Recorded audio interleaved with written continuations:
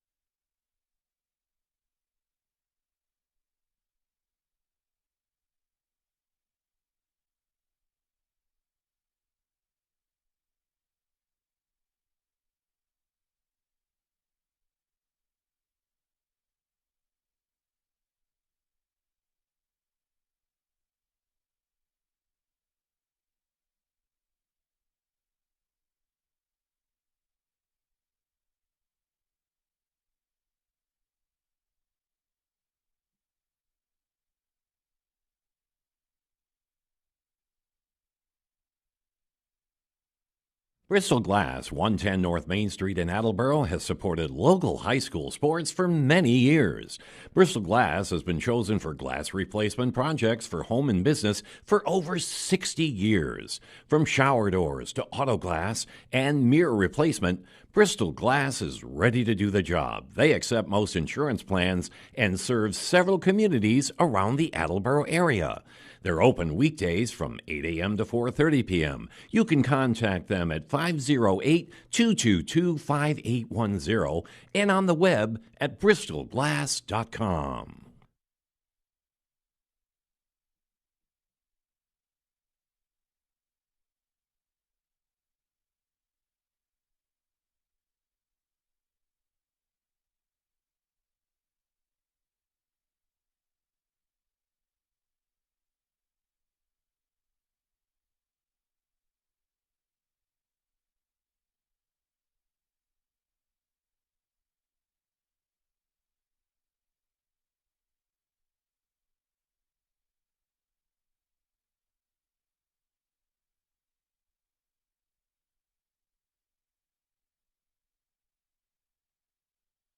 Claudino's Auto Repair, located at 310 South Main Street in Attleboro, is celebrating 30 years in the auto and truck repair business. Over the years, John Claudino and his team of mechanics have worked to build a long-lasting rapport with their customers, from oil changes to diagnostics, transmissions, and routine maintenance on foreign and domestic cars and trucks. Claudino's will keep your vehicle running. Claudino's Auto Repair, 508-226-8545 or at claudinosautorepair.com. Does your back hurt after a long night's sleep? Has your mattress seen better days? Is your current bedroom furniture a mixture of different furniture sets? The Bedding Center, located on Pleasant Street and proud sponsor of this radio station and high school sports, offers a wide array of mattresses along with beds, bedroom furniture, and odd-sized mattresses and box springs. You can reach them online at bedding-center.com or by phone at 508-226-8090.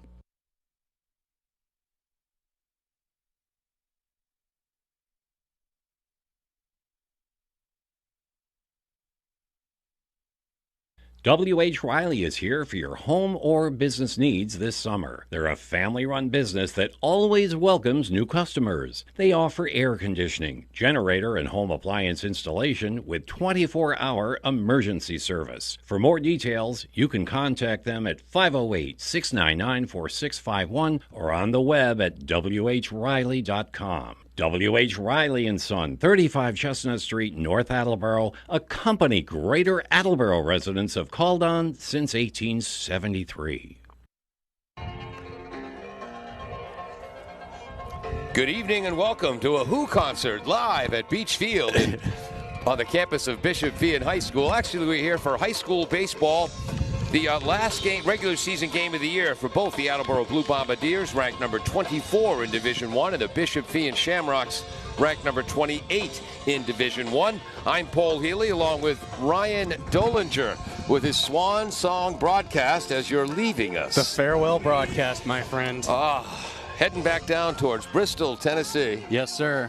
Yes, sir. That's the plan. Moving down to Johnson City, and got an opportunity in Bristol at my alma mater, so hopefully that everything works out, and I'm excited for the new chapter in my life. So if I have any trouble with setting up electronics at my home, now I'm on my own? No, yeah, for the most part, but you can always call me, Paul. I'll guide you through it. Yes. Yeah, remote tech support, I got you. Want to thank Peter Bray and Jim Jones, who did yeoman's duty setting up our equipment here at Beach Field on the campus of Bishop Feehan. Yeah, they found a way to make it happen, that's for sure. They're under construction, and we used straw, duct tape, and every technology imaginable to get our wires connected to our truck. Peter Bray will be running our graphics. Jim Jones is the engineer in charge. Dave Angel will be editing this for later broadcast on Channel 15, I think. Attleboro comes in with a record of 9 and whoops. We'll be right back after this on AACS 15 Sports. Emerald Auto Sales and Service has provided complete auto repair on all foreign and domestic vehicles since 1991. They provide Mass and Rhode Island vehicle inspections and inspections for Massachusetts commercial vehicles. Emerald Auto Sales and Service can diagnose and repair check engine light issues. They're open weekdays 8 to 5, Saturday 8 to 1. For more information, you can call 508-809-6553 or at their location on Route 1 North Attleboro, diagonally across from the Toyota dealership. Bristol Glass, 110 North Main Street in Attleboro, has supported local high school sports for many years.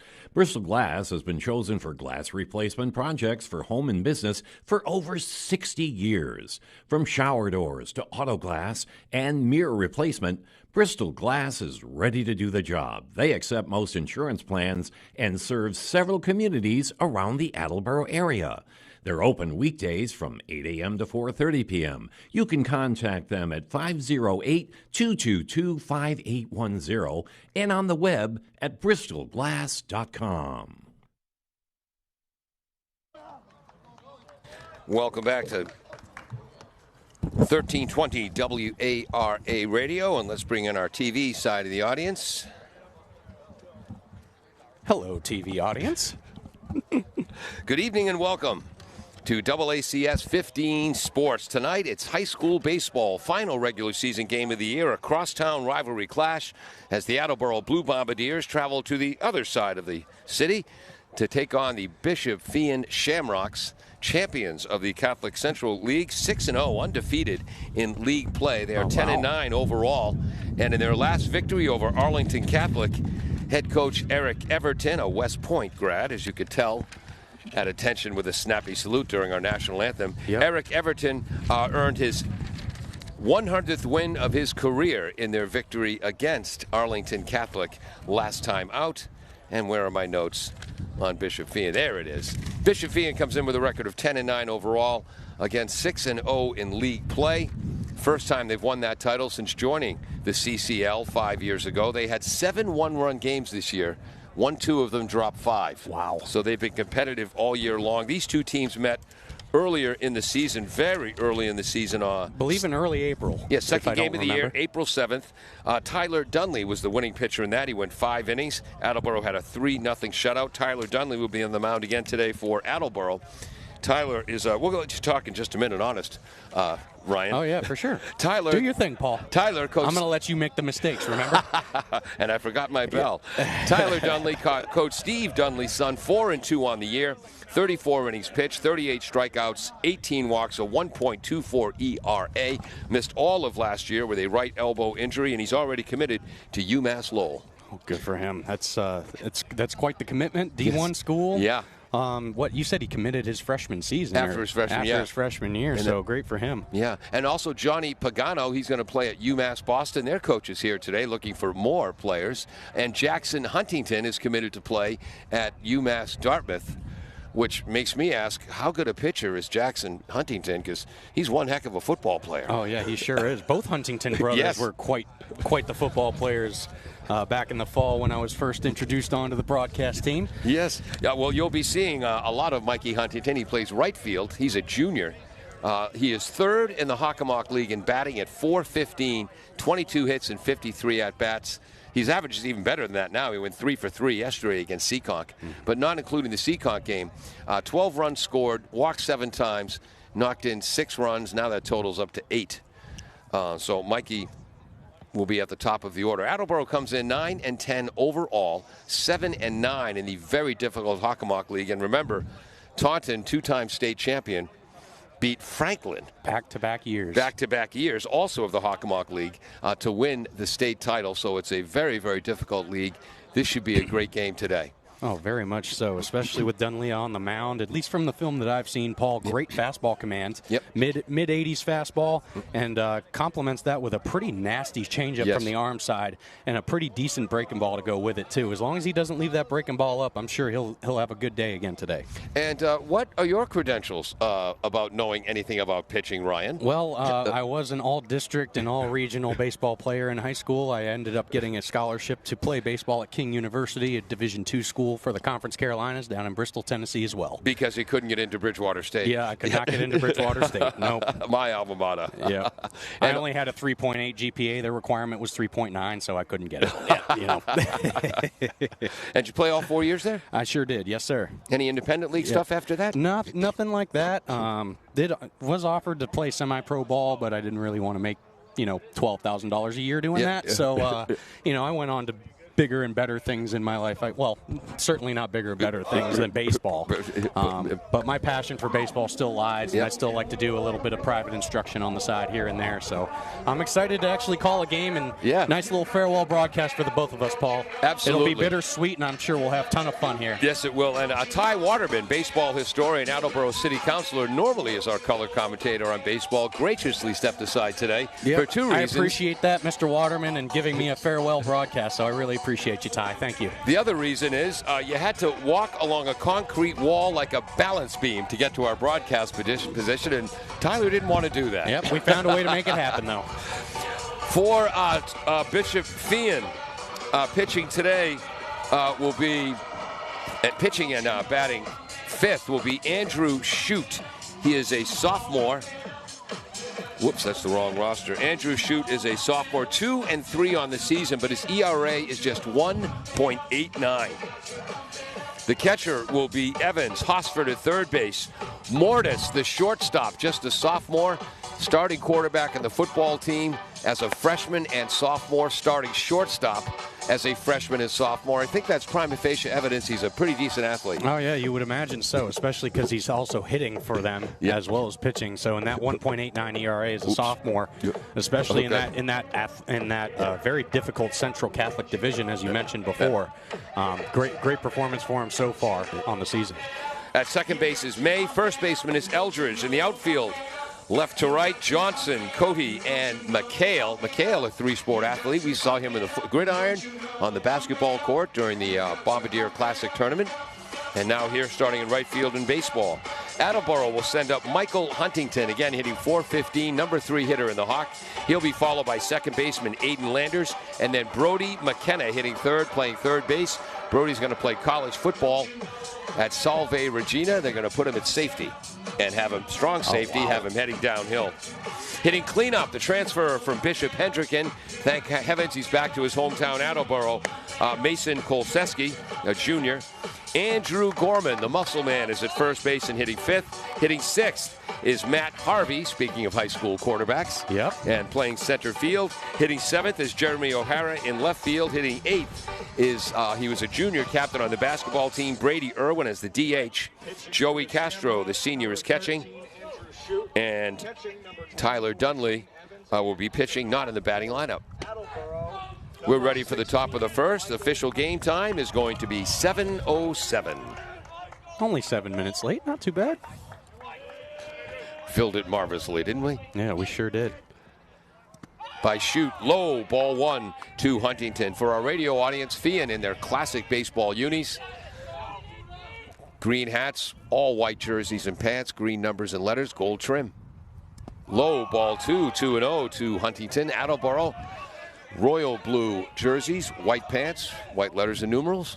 Both teams with the classic look. We'll tell you a bit about brand new surface here at Beach Field in a second. Called strike on the outside edge, 2-1. Yeah, not a lot of film on Feehan, so I wasn't able to catch up much on the pitching and things like that. So I'll give some analysis after, 15, 20 pitches. And you learn as you go along. Low and inside, 3-1. Brand new Techno Turf surface here at Beach Field. 340 down the left field line, 345 down the right field line, 375 to dead center. Breaking ball is fouled back into the screen. Full count for Mikey, doing a leadoff batter's job, making him throw pitches. Yeah, for sure. Mikey wants that pitch back, though. He left that fastball high and in a very drivable zone in the middle of the plate, about belt high. Are you counting pitches on your Techno? I sure am. Wow. Yeah. So was Peter Bray on our graphics. Another breaking ball. Got under it a bit, lofted high to shallow right center field. McHale makes the catch, 1 out. Got a little under that. Yep, just a little bit. Aiden Landers is up, number 17. He's played some outstanding second base this year. Again, through 11 games this season, the Bombardier defense had only committed 7 errors. They've been very, very strong defensively, only allowing 3.7 runs a game, but they've only scored 3.78 runs a game. High, ball 1 to the right-handed hitting Landers.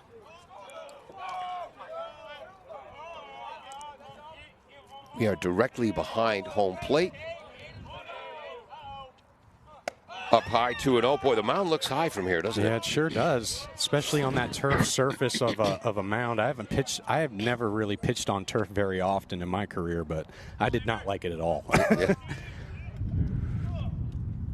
High, ball 3. And at the end of a baseball game, you're supposed to have dirt, sweat, and grass stains on your uniform. Exactly. Not billions of little black rubber pellets. I think we'll get along just fine on baseball, Paul. I'm right there with you, buddy. Ball outside with 1 out. Bombardiers have a runner on first with Zeus Speedy as well. Yeah, having some trouble trying to establish his fastball command here. Maybe try and mix it up. You can't just keep repeating and going back to the fastball if you're having some trouble commanding it. Maybe mix in a changeup or slider here and there and get his confidence up. Evans, the catcher. Whoops, they're up here. Whoops. Evans, the senior catcher, goes out and has a word with him. Shoot, the sophomore right-handed pitcher, wears number 13, so he's not superstitious. Brody McKenna batting third. Yep, there's that slider. High, ball 1. Brody way back on that right foot. His brother was a lacrosse player who graduated last year. Brody on top of the plate in the right-hand batter's box. Yeah, he sure is. Breaking ball slashed. Oh, what a catch by the second baseman. And that's poor coaching. Brady McKenna hit the ball too darn hard, Ryan. Not too much you can do about that. You figured McKenna that would go over his head, but a great job by the second baseman there, baseman May, to get some hops there and make that unbelievable catch. McKenna absolutely drilled that line drive. McKay at the peak of his jump caught it in the webbing, throws over to first base. 4-3 if you're scoring at home. And that's it for the top of the first. How many pitches you got? I got 12 pitches in that first inning for shoot. 8 of them were balls. Wow. We'll be right back on AACS 15 Sports and 1320 WAR. Nailed the dramatic pause. W.H. Riley is here for your home or business needs this summer. They're a family-run business that always welcomes new customers. They offer air conditioning, generator, and home appliance installation with 24-hour emergency service. For more details, you can contact them at 508-699-4651 or on the web at whriley.com. W.H. Riley & Son, 35 Chestnut Street, North Attleboro, a company Greater Attleboro residents have called on since 1873. Turf mounds. Welcome back to AACS 15 Sports, 1320 WARA. Tyler Dunley just took a tumble on one of his warm-up pitches. Yeah, that's that slippery turf. You can imagine it's a little bit slick there depending on the type of cleats he's wearing there. And probably just lost his footing. Hopefully he's all right. Home plate umpire wants to have a talk with him, make sure he's okay. His father, the coach Steve Dunley, who went to Medfield High School, where he was also a star on the football field, MVP of their Thanksgiving Day game, and then played and pitched at Boston College, faced the Boston Fighting Red Sox one spring training. As far as you folks know, he shut him down. He sure did. As far as I know. Yeah. The wind, it's funny, at times it seems to be blowing out towards left center. And then at other times it seems like it's blowing from the left field foul pole to the right field foul pole. One of Steve Dunley's warm-up pitches was a classic 58-foot breaking ball.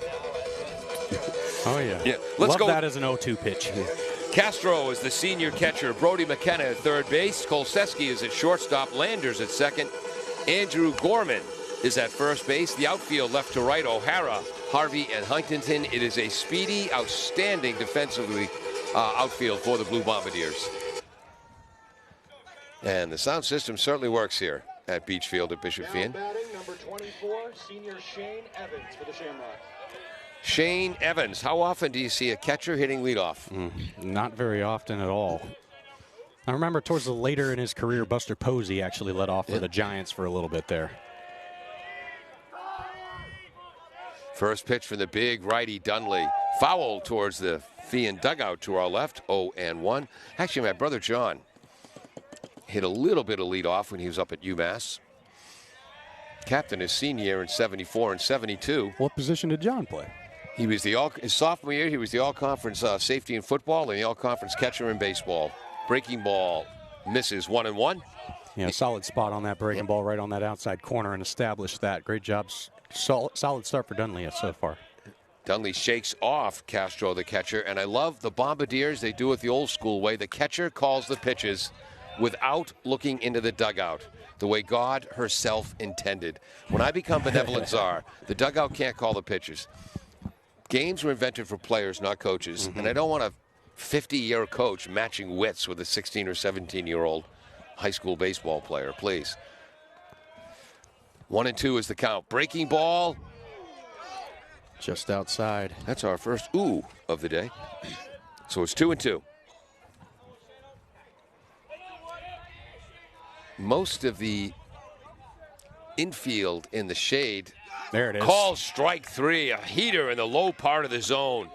Yeah, certainly fooled him there with back-to-back curveballs on the outside corner there, and then Dunley able to sneak a fastball right by him. I think he was guessing on that pitch, Evans. That's his 39th strikeout in his 35th inning of work. Most of the outfield still in the sun as it's setting. Right-handed batter Raiden May, the junior second baseman.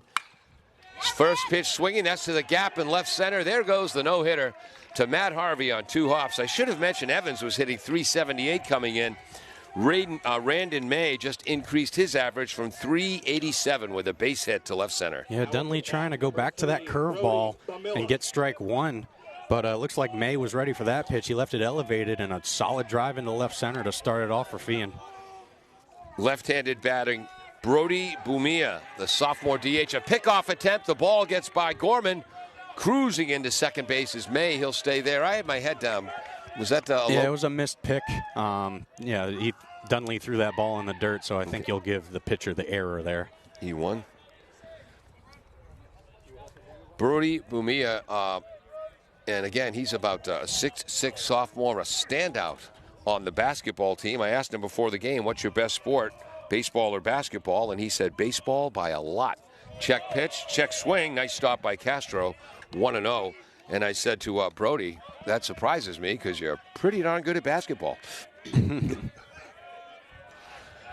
Left-handed batter, again, a sophomore DH today. Shortstop Kolseski holding May at second. Landers deep into the outfield grass. It's hit towards Landers. Steps towards his right, bobbles it, but fields it, gets it to Gorman in time. So there are 2 outs. May, good base running, advances to third. Number 23, Ryan Eldridge. No score, bottom of the first inning. Yeah, gets a job done there. A man on second, less than 2 outs, hits it to the right side to advance the runner to third, and now you got a runner on third with two down. Now, if he bunted, it would have been a sacrifice. But because he swung, it hurts his average. Cleanup hitter is the first baseman, Ryan Eldridge, hitting .311 on the year. Big right-handed batter. Dunley, big right-handed pitcher. Up in the zone, ball 1.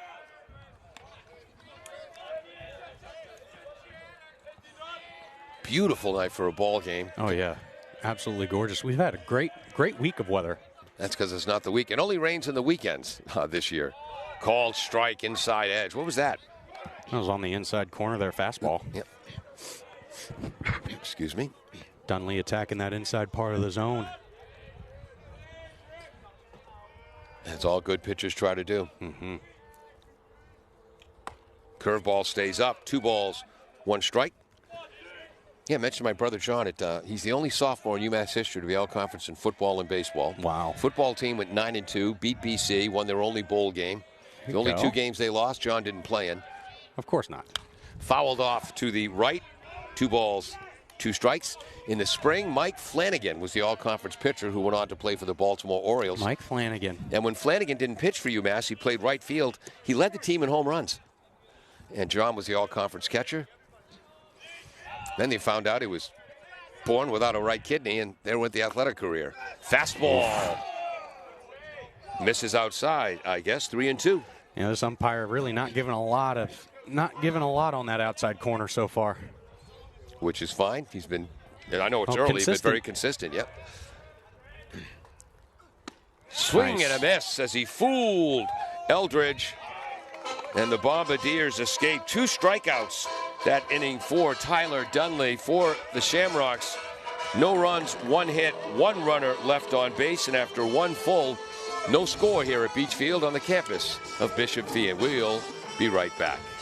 Claudino's Auto Repair, located at 310 South Main Street in Attleboro, is celebrating 30 years in the auto and truck repair business. Over the years, John Claudino and his team of mechanics have worked to build a long-lasting rapport with their customers, from oil changes to diagnostics, transmissions, and routine maintenance on foreign and domestic cars and trucks. Claudino's will keep your vehicle running. Claudino's Auto Repair, 508-226-8545, or at claudinosautorepair.com.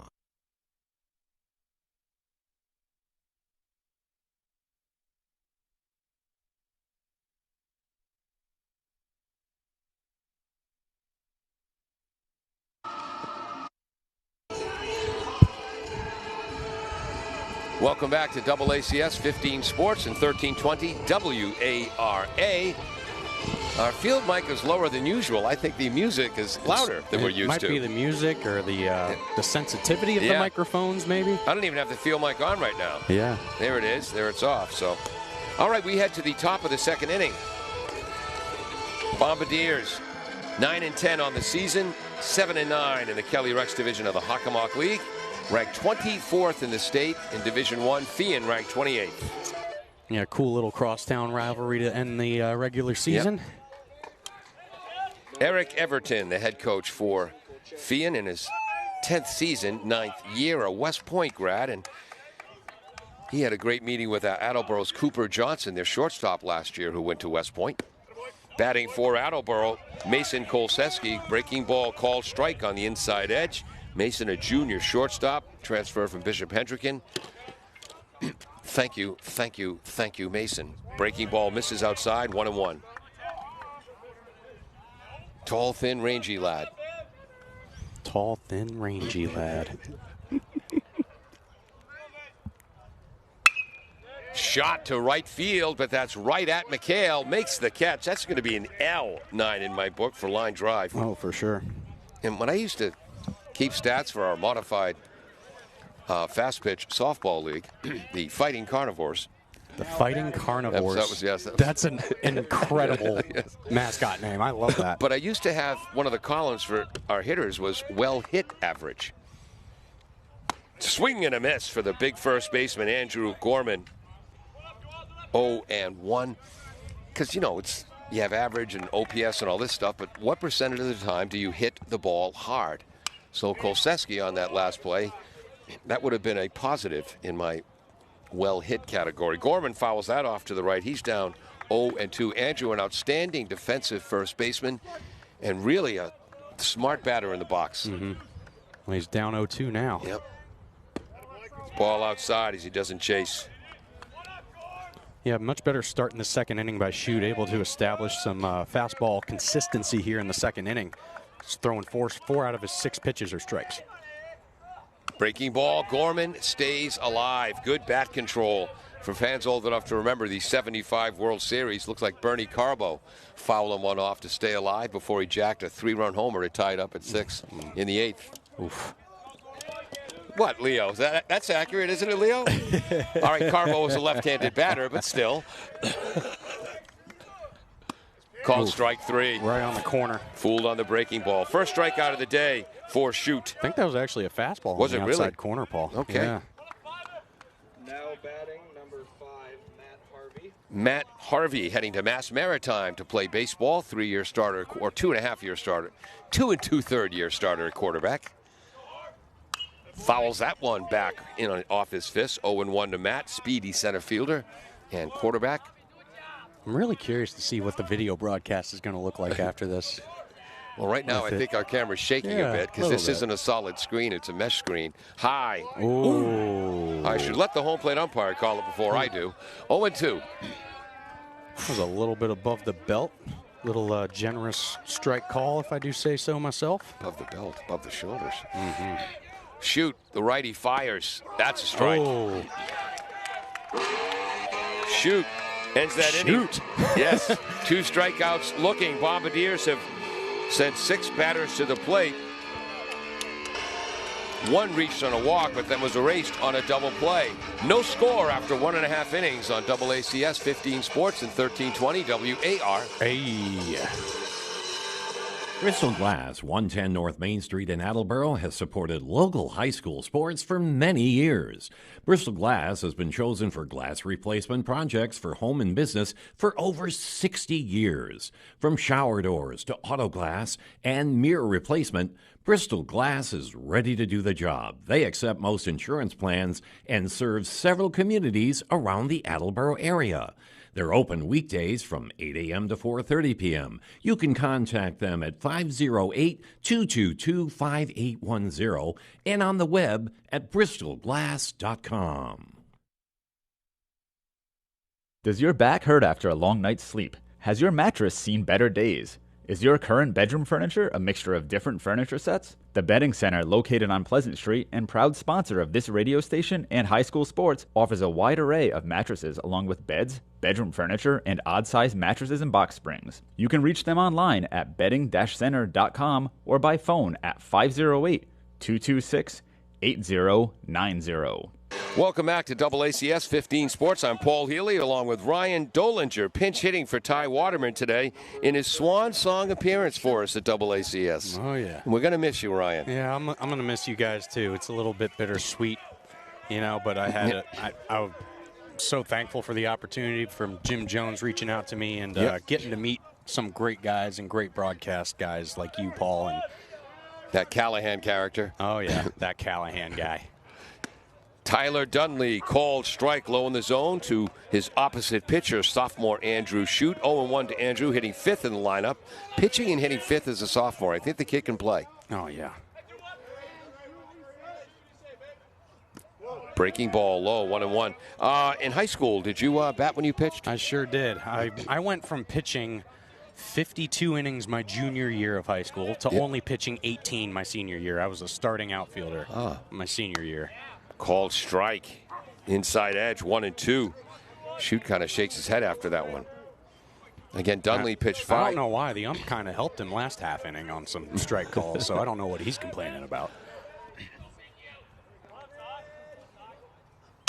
Up in the zone. That's hit towards Harvey in center field. Strolls to his left. Makes the catch. Tosses it into shortstop Kolseski. 1 up, 1 down. Right at him. Number 4, Jack Johnson for Bishopfield. So it's looking like, I don't want to jinx it too much, and I might be a little biased, Paul, but I think we might have a nice little pitchers matchup here. Low-scoring game. Opportunities are going to come few and far between, and I'm looking forward to it. I'm a little biased. I love pitching matchups. Jack Johnson is up. Where's number 4? Called strike on the inside edge. Jack Johnson hitting 276, 0-1. I wonder if he can play guitar and sing about popsicle toes. Dunley, the big right-hander. That breaking ball stays up, 1-1. I wouldn't mind a fast game. I live 33 miles away. Oh, yeah, that's true. Yeah, that Quincy drive cannot be fun. Beautiful scoreboard out in left field here at Beach Field. Swings and misses at the classic 58-foot changeup. There you go. A little breaking ball action there on that curve ball. Gets him to chase. And a 1-2 count for Dunley. Temperature got to the high mid-80s today. Now it feels like what? Beautiful. Low 70s, gentle breeze, low humidity. Fastball, bit low, 2-2. Yeah, you like to see the catcher kind of get underneath that ball and frame it a little bit better than that. Castro, senior catcher, good receiver. Peter Bray is in our truck, and with all the construction going on here at Feehan, he can't see the field. Tried to make him chase. That ball's outside. Now we have a full count, second full count of the day out of 6 batters, and the ball rebounded off the backstop all the way out to Dunley. I'm curious to see our pitch count and compare them. I've got 23 so far for Dunley. Let's see if Peter's got the same. Feehan had 23 after 2 innings. Feehan's pitcher Shoot. Yep, Shoot's got 23. Yep. Dunley. Ball 4 outside. That's his 19th walk this season in his 36th inning of work. Number 3, Finn McHale for the Shamrocks. Finn McHale, 3-sport athlete. Little shout out to the Attleboro students hanging out on the top section of the football bleachers over there. Yeah. Getting a good view of the game. And they'll have to shield their eyes from the sun for about 5 more minutes, then they'll be okay. Ball 1 low to Finn McHale, hitting 290, a junior right fielder, 3-sport athlete. When years ago we did Legion baseball, we used to call the games from that porch up there outside the football press box. Oh, yeah. Missing low, 2-0. And then not a bad view from the game there, but I feel like you got to, especially during broadcast, you got to be behind home plate, 100%. Tyler Dunley, his dad Steve, coming out to talk to them along with Castro. Plus, my dermatologist is the one who put the end to that. If you could see the scar on my nose, I had half of my nose removed for skin cancer. And isn't there a place where there's shade? Yeah. So we moved. I mean, if anything, you were ugly before, Paul. Well, I know. And now you're much prettier now. Ruined my modeling career. I don't think Leo Johnson believes I ever had a modeling career. Would you believe hand model? God bless. 2-0 to Finn McHale, 3-sport athlete. Where's number 3? Ball 3-0. Analysis? Yeah, facing some early adversity here in the third for Dunley. Gets that first out pretty easily on that strikeout, and now he's struggling to find the zone. Ball 4. Johnson had a short lead. He'll move to second.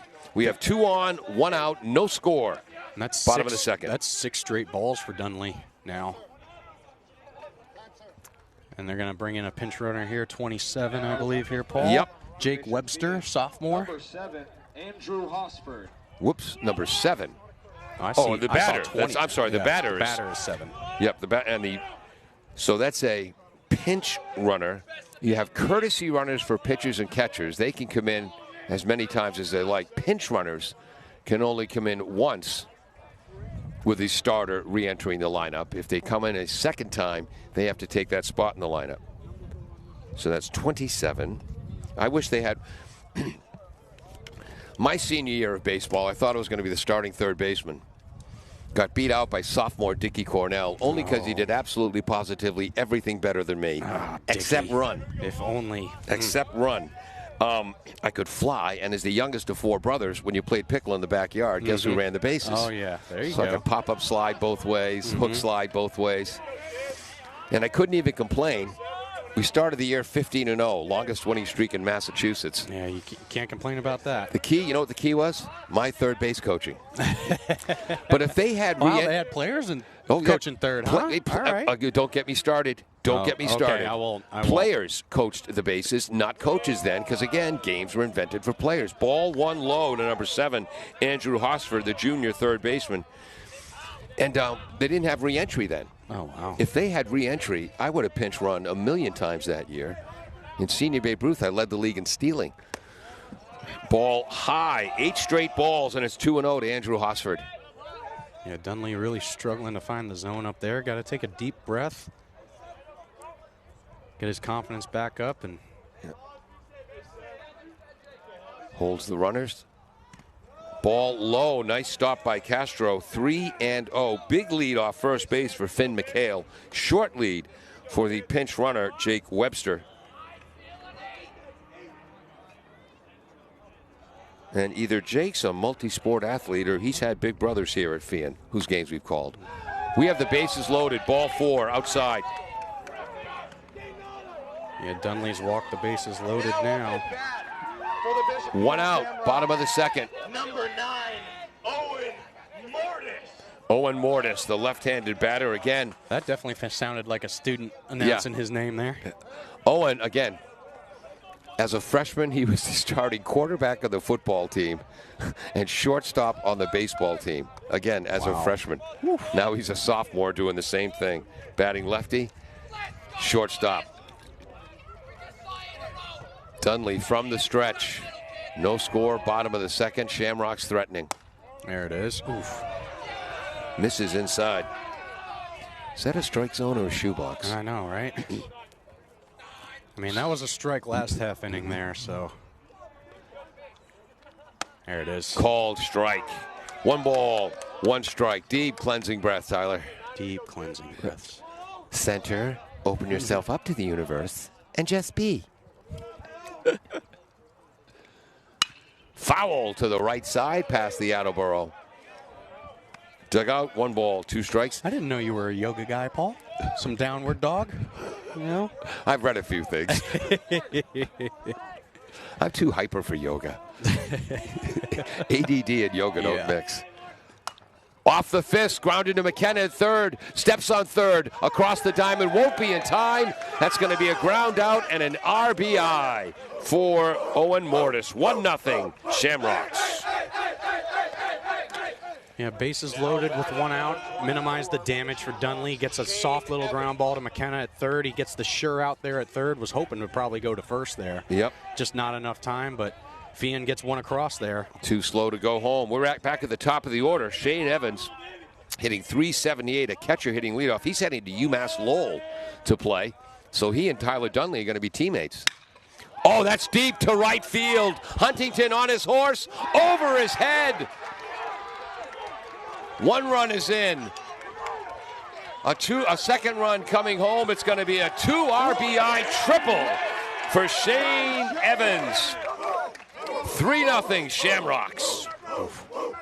Yeah, great bat on the ball there. First pitch, able to shoot it down to right field. Huntington just missed it.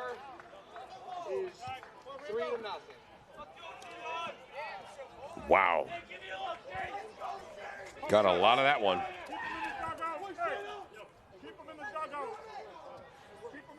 Feehan getting a warning for the players celebrating a bit too much.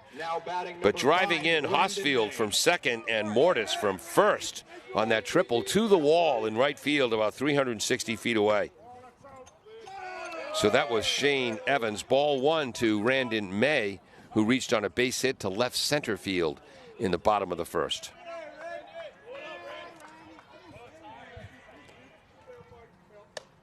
2-0. That one's up high. Again, Tyler Dunley, 5 shutout innings against Feehan back on April 7th. And I guarantee it wasn't as warm and beautiful on that day as it is today. Of course not. Right-handed hitting batter. Breaking balls, swing and a miss. 2 balls, 1 strike. And I think Feehan, after seeing Dunley pitch earlier this season, I'm sure they have a pretty decent scouting report on him now. Having much more success in this matchup. Low. 3-1. Yeah, Devin Ferreira is heading to Sacred Heart.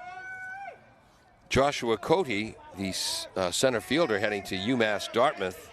Ryan Eldridge, the first baseman, heading to Bridgeton Academy for a prep school year. Called strike on the outside edge.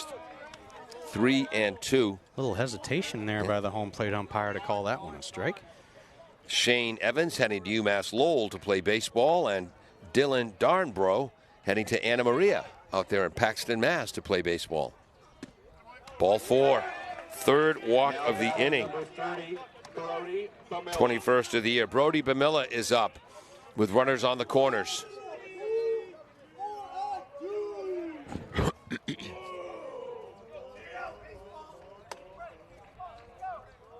Brody Bamilla, one of the 2 games of the Blue Bombardier Classic this winter, he had to go for about 35 points. Oh, yeah, for sure. Fouls that back over our heads. That's going to have our backstock camera swaying for a while. 0-1 to Bamilla. Yeah, in innings like this, as a pitcher, you want to minimize the damage. Keep it three runs or less. Get through the inning and keep it within striking distance. May, nice lead off first. Ground ball back to Dunley. Runs towards Gorman, underhands it to him. 1-3 if you're scoring at home. And that's it for the bottom of the second for Bishop Feehan. 3 runs. They received 3 walks, 3 runs, Ryan, on 1 base hit. Oof. Yeah, those 3 consecutive walks to load the bases. Yeah. That says it all. 2 runners left on base for a total of 3 after 2 full innings. Bishop Feehan, Shamrocks 3, the Attleboro Blue Bombardiers nothing on AACS 15 Sports and 1320 WAR. Falls AC, 8 Stack Road in North Attleboro, supports high school sports in our community at every level. Opened in the early 80s, owner Angelo Cavallari is proud of their 40 years of service to the Attleboros. Falls AC is open 7 days a week from 10 a.m. to 1 a.m. They have lunch and dinner daily, banquet rooms for your meetings or get-togethers, and dart leagues. The entire staff at Falls AC wishes the high school athletes the best of luck in every game. Falls AC, 8 Stack Road, North Attleboro, 508-695-2688. Welcome back to AACS 15 Sports. Paul Healy along with Ryan Dolinger. Peter Bray did yeoman's work setting up our equipment. He was a mountain climber. He sure was. Jim Jones helped a little. Peter also running our graphics. Jim Jones, the engineer in charge. You have 43 pitches in 2 innings for Dunley. 45. 45. I had 31 pitches in that inning alone. Wow. Shoot has thrown 23 through 2 innings. Peter Bray had 44 pitches. Considering Peter can't see the field, we're going to go with your numbers. Our van is parked behind a huge. We're right behind the backstop, and they're building they're going to be about 4 or 5 rows of seats here behind the backstop, and then a pavilion, which will be used for both the baseball field and McGrath Field, the football field. That's smart. Similar type of setup to Attleboro, like we were mentioning off air before the game, Paul. With the baseball field and the new baseball field that's coming in. The difference is this setup is paid for by donors to Bishop Feehan. The taxpayers are paying for things over at Tozer Cassidy Field. We are in the top of the 3rd. The number 7 batter, O'Hara, steps to the plate for the Bombardiers. Ball just high to number 19, Jeremy O'Hara, a sophomore, starting in left field today. Shoot, the right sophomore righty, breaking ball. A little bit ahead of that, was he? Yeah, just a little. 1 ball, 1 strike. You know, remember the Bugs Bunny cartoon? Strike 1, strike 2, strike 3.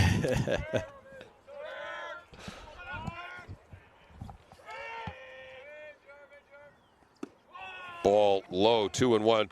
With Ty Waterman, we sometimes slow breaking balls we refer to as a Bugs Bunny breaking ball. Foul tip into the mid on a high heater. Nice catch by Evans, the catcher. It's 2-2. Also, pretty much everything I know about opera I learned from Bugs Bunny cartoons. Right. Much to Carol's chagrin, as she was once a season ticket holder to 2 operas. Called strike 3. Beautiful breaking ball. O'Hara knew it. 3 strikeouts in a row for the sophomore Shoot. Yeah, Shoot's starting to establish a rhythm now with that fastball and slider, mixing in a changeup every now and then to keep him guessing, and he's really starting to find his groove after that second inning, Paul.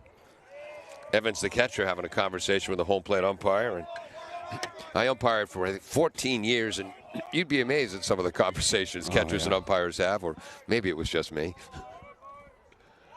Shoot rears back and fires a fastball past Brady Irwin. The junior DH was a junior captain on the basketball team. Missed most of the second half of the year with a high ankle sprain. Low breaking ball stays up, 1-1. Yeah, and he was quite the, I would call him like the Marcus Smart of the basketball team there. Very gritty defensively, played hard on every single play, and is definitely a leader. Ball high, and like Marcus Smart, played with that mean look in his face. Oh, yeah. 2 balls, 1 strike, 3-0. Feehan, we're in the top of the third on a beautiful late spring night. Friday before Memorial Day. Check swing. Foul tipped it. Foul tip, okay, yep. 1 ball, 2 strikes. Looks like we got 2-2. Yep, 2-2, Paul. Thank you. I knew that. I was just stretching. That's okay. You make the mistakes, remember? Yes. That's what they're expecting. Oh, called strike 3 again on a breaking ball. And look at the Shamrocks fire that ball around the horn. They're pumped up. Oh, yeah. 4 straight strikeouts, all called third strikes for the sophomore Shoot. Yeah, they're just not seeing the slider very well out of his hand, and they're giving up on it. And Shoot's taking full advantage of it. Low to Joey Castro, the senior catcher, right-handed batter. Looking at some notes of earlier games.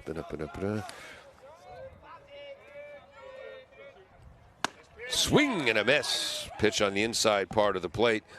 You'd say Shoot is locating the ball well? Oh, yeah, for sure. Ever since that first inning, he struggled a little bit to find the zone, but this second and third inning, he's just been in a groove. Up and in, 2 balls, 1 strike, and working very quickly. Oh, yeah, once you get in a rhythm and you're starting to find the zone and things are starting to work, you just want to keep going. Lights will be coming on soon, I think. Fouled off to the right towards the football field. 2 balls, 2 strikes. Attleboro in their royal blue jerseys. Attleboro in script writing across the front. Road team wearing white pants, too. It's high school. Yeah, that's true. Budget constraints and all. Thinking of the taxpayers again, Ryan. Right, yep. Low and outside. Nice stop by Evans. Full count. First full count that Shoot. Nope, second full count. Yeah. Mikey Huntington, the leadoff batter. Full count. You don't want to guess slider here. You want to sit fastball, but you want to see that slider out of his hand and keep your weight back. Low, ball 4. Just the second base runner for the Bombardiers. 2 outs, runner on first. And Mikey Huntington coming up, their best hitter, and second place isn't close. Yep, back to the top of the order here. And a pinch runner coming in, number 4 for the Bombardiers, Tyson Forte, a senior who's also a pitcher, but he can pick him up and put him down. Is he a basketball? No, he was a football player, wasn't he? Yeah, Tyson Forte, I remember that name. Whoops, put that in the wrong place. Good thing these pencils come with erasers. And as long as I've got 40 pitches for Shoot at this point. Ooh, and a hit by pitch. And by the way, Forte is a courtesy runner, not a pitch runner, because he's running for Castro, the catcher. So hit by a pitch. So a walk and then a hit by pitch. Suddenly 2 runners on, and Aiden Landers is up. But considering how well Mikey Huntington has been batting this year, .415, and his average is higher than that after going 3 for 3 yesterday, maybe not a bad move to put him on. So Huntington on first, Forte on second. Aiden Landers is up.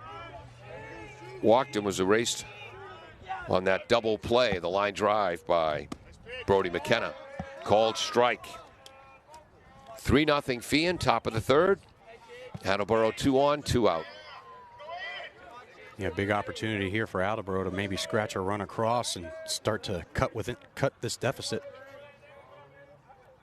Slow breaking ball, slicing towards right, on the run, getting in on one hop is McHale, sliding in. Good speed is Forte. That's why they had him running an RBI single for Aiden Landers. Yeah, great job by Landers, able to get it done with 2 outs, able to find a flare and find that little weak spot in right field, able to drive across a run and cut within this deficit. Scoring from second was Forte. Moving to third was Mikey Huntington. It's 3-1. Nice play by the right fielder, McHale. Getting that on one hop, making it a close play at the plate. This brings up Brody McKenna, who hit an absolute bullet in the bottom of the first. The second baseman leaped, made the catch. That led to a double play. Ooh. Catcher caught that ball halfway into the left-handed batter's box, and it's called strike one.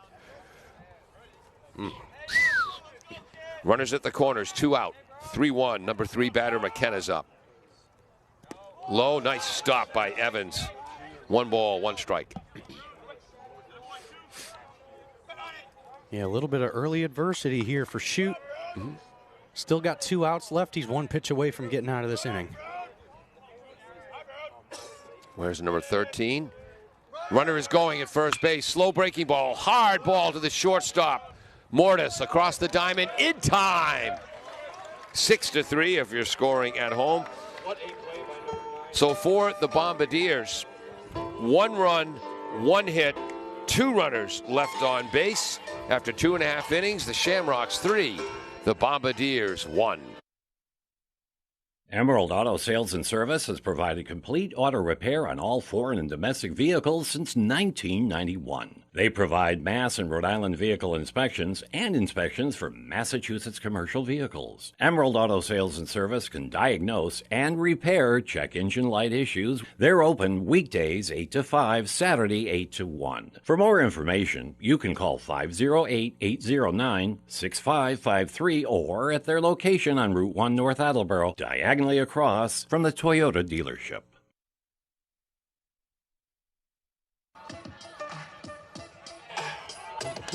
Welcome back to AACS 15 Sports. After 3 at-bats, the Bombardiers, 1 run, 1 hit, 2 runners left on base. That run was earned. No Shamrock errors. After 2 at-bats, Shamrocks have 3 runs on 2 hits, 1 Bombardier error. 3 runners left on base, all 3 runs earned. What do you got for a pitch count? For Andrew Shute, he's up to 46 now, according to my That's just what numbers. Peter Bray I could has. be wrong. All right, perfect. Awesome. And how many of those are strikes? Good question. Excuse me. Let's see.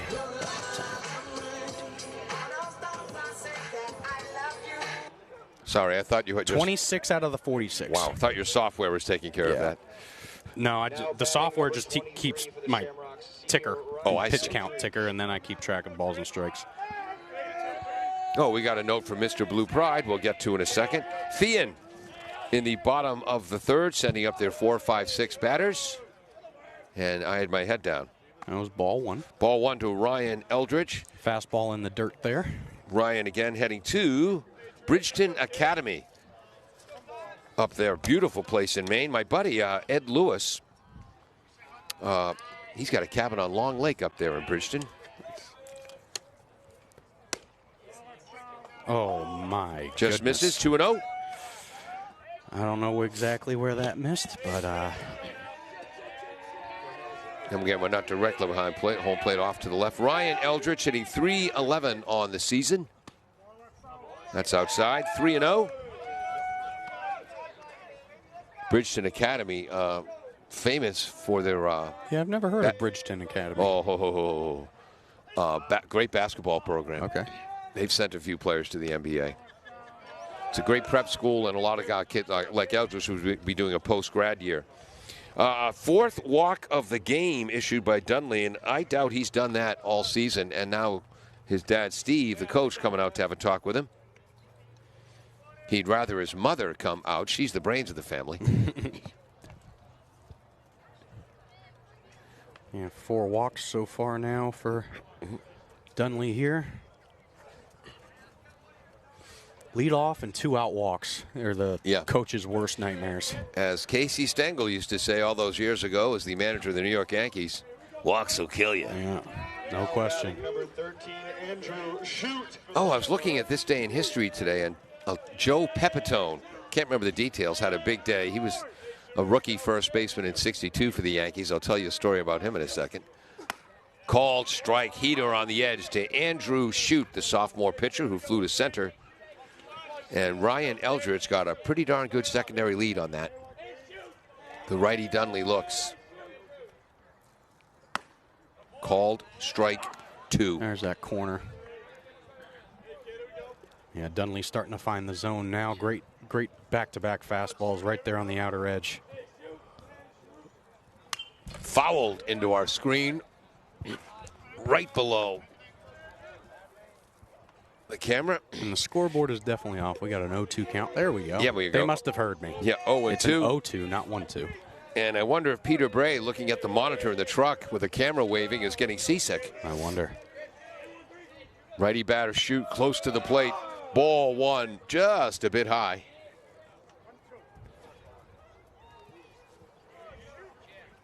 Just a bit outside. Yep, there it is. Called strike 3.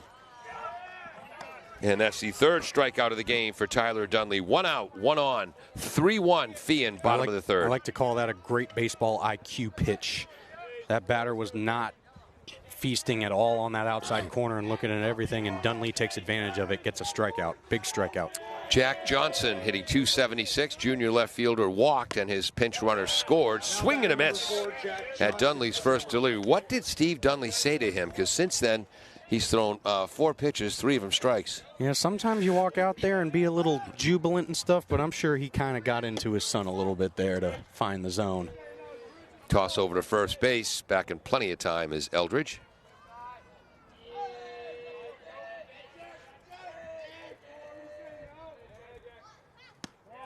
Ball outside, 1 ball, 1 strike. I'm sure football coach Jim Winter. Shout out to my mom, Lynn. She loves the broadcast. Oh, hello, Lynn. Yep. With an E? Lynn with an E. We're going to miss Ryan Lynn. Fouled back to the screen. Oh, that just knocked Bishop Feehan's camera right off the backstop. No.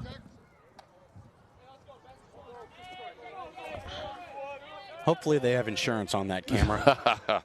1 ball, 2 strikes to Johnson. Johnson hitting .276. Oh, that hits him off the back and into the mesh screen. Oh, that hit his bat? I think that hit his bat. That hit his bat? Yeah, it hit the end of his bat. 1 ball, 2 strikes. Count remains. See, I was always taught not to duck. You turn your back. Let the ball hit you in the back. Don Baylor. Remind me about my Casey Stengel, Joe Pepitone story. Okay. You'll enjoy it. Dunley, the big righty, grounded to the left. Good hustle by the on-deck batter to pounce on that. Number 3, Finn McHale. Count remains 1-2. Got 59 pitches so far from Mr. Dunley. Which is more than just a little bit. 3 innings. About 2 1/3. Yep.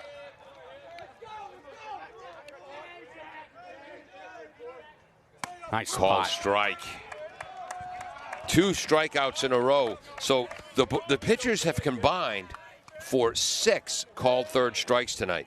2 outs, runner on, 3-1 Feehan, bottom of the 3rd. Here comes Finn McHale hitting .290, 3-sport athlete. Throw over to first base, back in plenty of time.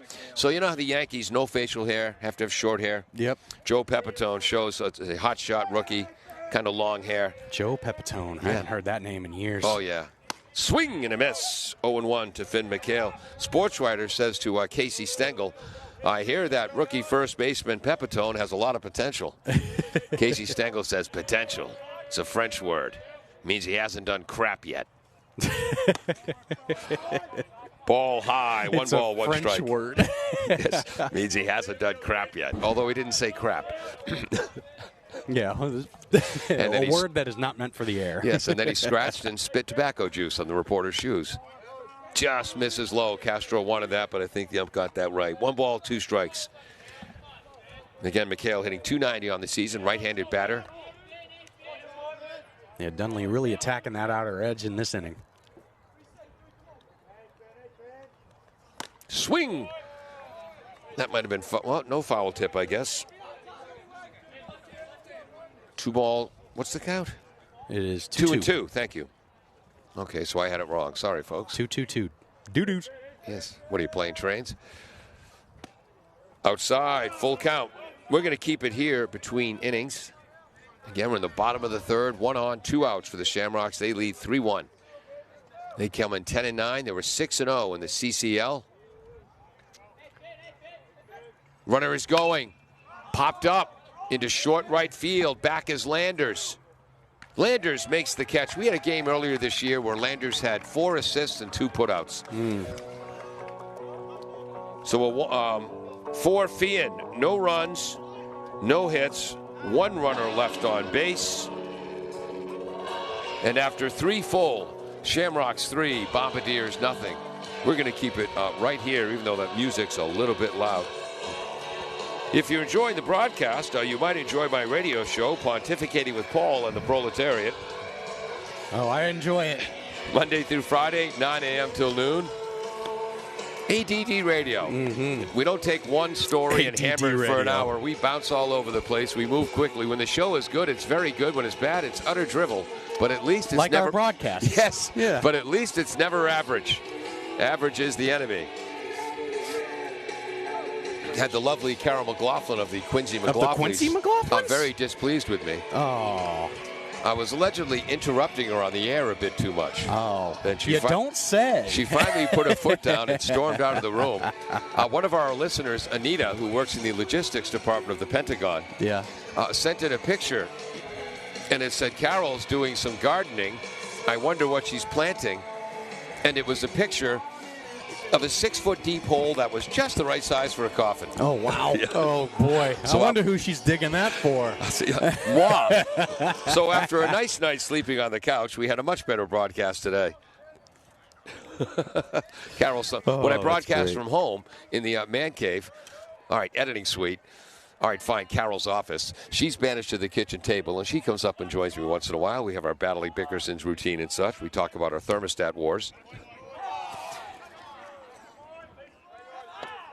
Mason Kolseski is up in the top of the 4th. Yeah, a lot of guys didn't agree with that. Was that a strike? Corner. Yep, it sure was. No, it wasn't.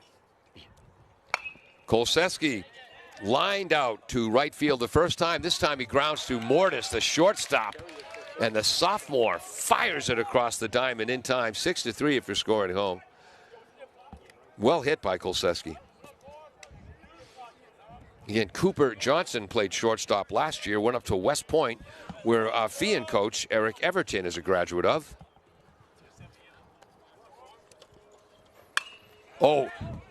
This is Gorman.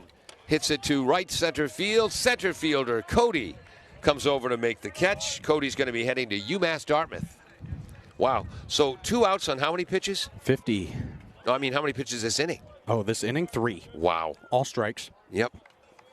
First pitch swinging. So Gorman is now struck out swinging and flown to center. Here's Matt Harvey hitting in the 6th spot. Foul tip, 0-1. He struck out looking. He was part of that 4 straight strikeouts looking from Andrew Shute, the sophomore. Again, Andrew 2-3 on the season, but just a 1.89 ERA. Low, 1 ball, 1 strike. Nice stop, Evans. It matters not. No one on base. 3 runs in the bottom of the 2nd for Feehan, 1 in the top of the 3rd for Attleboro. Here we are on the top of the 4th. Breaking ball stays up, 2-1 to Matt Harvey. Did I mention he's heading to Mass Maritime? Yes, he is. Play baseball? Not quarterback? That's what I asked Coach Dunley. That'll fall. No. Oh, a another second great outstanding play. catch by May. That's the 2nd star on my scorecard for the second baseman, May. The first time a line drive, that time a looper. He ranged far to his right and made the grab. Wait a minute, I'm describing the play. Ryan, that's your job. That is my job.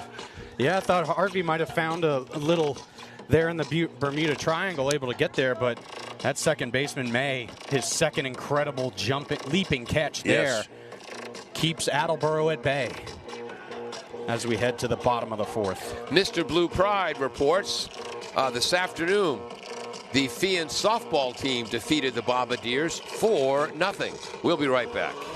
Bristol Glass, 110 North Main Street in Attleboro, has supported local high school sports for many years.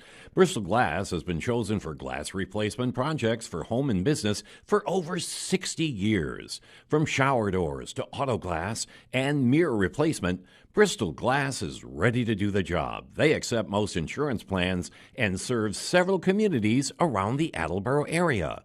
They're open weekdays from 8 a.m. to 4:30 p.m. You can contact them at 508-222-5810 and on the web at bristolglass.com.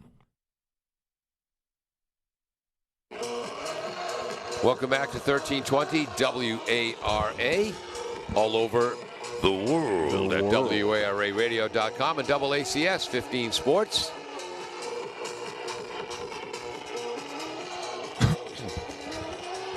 So, Ryan. Yes, sir. When you were on the hill, what? Knuckleball, spitball, what did you throw? Well, I was a 4-seam, 2-seam, slider, curve, and then split. I had a changeup, but then I broke my hand my sophomore year. Yep. And when I broke my hand, it's called a boxer's fracture, where I break my ring finger and my pinky finger there.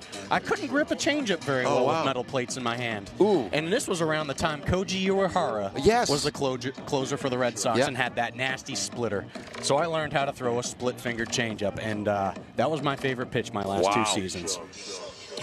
So what'd you punch your catcher in the helmet for? You know, when you broke the head. Well, let's just say I got a little inebriated one night and it was a bad moment at during my life at the time, and I punched a wall. Ooh. And there was concrete behind the wall, not just drywall. So that was my own fault. 20-year-old mistakes, you know. Wow. Ball one low. We're in the bottom of the fourth. 3-1 Shamrocks. The number 8 batter, Andrew Hosford, is up. He walked and scored in the bottom of the second. Looks at ball one low here in the bottom of the fourth. On a beautiful night at Beach Field on the campus of Bishop Feehan. Called strike. 1-1. Yep, there's Dunley attacking that outside corner again. He's finding a lot of success with that pitch here in the past couple of innings for him, and he's finding his groove. Ground ball ranging to his left is a shortstop. Kolseski across the diamond to Gorman in time. 1 up, 1 down. You notice these high school games, pitchers work a lot faster. They sure do. Which means less time for the color commentator to talk. Yeah, I know, right? So when are you heading back down to Tennessee? July 1st is the date. And your current employer's aware of this? They are, yes. Had a conversation this week about my last days, and we're getting all squared away. Oh, that was a tattoo. Mortis hit into a fielder's choice the first time, drives it deep to right field. And did I tell you, Mikey Huntington knew what he was doing out there? Yeah, he sure did. Makes the catch on the run before the 3:45 marker. A shame for Owen Mortis, the sophomore. Yeah, great piece of hitting there by Mortis. Able to get the barrel right there on that first pitch on fastball. Just in a great read by Mikey Huntington there in right field, and a great read. First step back, able to track that ball down. Leadoff hitter and catcher Shane Evans is up. Struck out looking. Had an RBI triple to right field. It reached the wall in the bottom of the second to drive in 2 of Feehan's 3 runs. Looks at ball one low here in the bottom of the fourth. Swing and a miss, 1-1. Yeah, Dunley doing a great job pitching to contact, and again, just reiterating, he's really attacking that outside corner, and he's finding a lot of success against this Shamrocks offense. The block of the plate is a pitcher's friend. Up, 2-1. Attleboro, for Attleboro, and it's a rarity now. The catcher, Castro, calls the pitches. No intervention from the dugout. The pitcher-catcher have a relationship. They know what's working. It's a lot of trust in your catcher. Yep. Popped up. This is to right field. Huntington to his left. Makes the catch. 2 putouts for Huntington. Fantastic inning by Dunley. Only 8 pitches in that inning. And he's up to 74. And he's retired the last 6 batters he has faced. 74 pitches through 4 innings. So after 4, the Shamrocks have 3 runs. They just have 1 hit, 2 hits. 3 runs on 2 hits. But 4 runners left on base. Bombardiers coming up, top of the 5th. Does your back hurt after a long night's sleep? Has your mattress seen better days? Is your current bedroom furniture a mixture of different furniture sets? The Bedding Center, located on Pleasant Street and proud sponsor of this radio station and high school sports, offers a wide array of mattresses along with beds, bedroom furniture, and odd-sized mattresses and box springs. You can reach them online at bedding-center.com or by phone at 508-226-8090. Welcome back to 1320 WARA and AACS 15 Sports. So, 7, 8, 9 coming up for the Bombardiers. Worked with my big brother Mike, who was our color commentator for baseball, football, basketball. Couldn't do hockey. Yeah, Mike was a great athlete. Hockey is something. Yeah, so Kevin did hockey. Then Mike, well, he and his wife put being near their children and grandchildren above calling high school sports, so they moved out to Colorado. Well, then. We had some people filling in who did a good job, but Jim Jones felt we could do a little better. Yeah. And then we stumbled across you, and you've been killing it as our football and boys basketball commentator. Yeah, girls basketball every now and then mixed in. That's true. That's right. Yeah. I did 1 hockey game. That's right. When I had Looks like we got a pinch hitter when my here. face 24, exploded. Chris McMahon. Stepping in for O'Hara, I believe. Yes, he is, Jeremy O'Hara. And again, we can have re-entry, so O'Hara could come back in the field. But number 24, Chris McMahon of the famous McMahon family. He's had his brother Matt was part of the 2000, was it 19 or 20 baseball team that made it to the D1 South final, losing at Campanelli Stadium in Brockton to Taunton. And he was also a star in the baseball team. What's the count? 1-1. Thank you. No, 0-2. I'm sorry. He did call that second pitch a strike.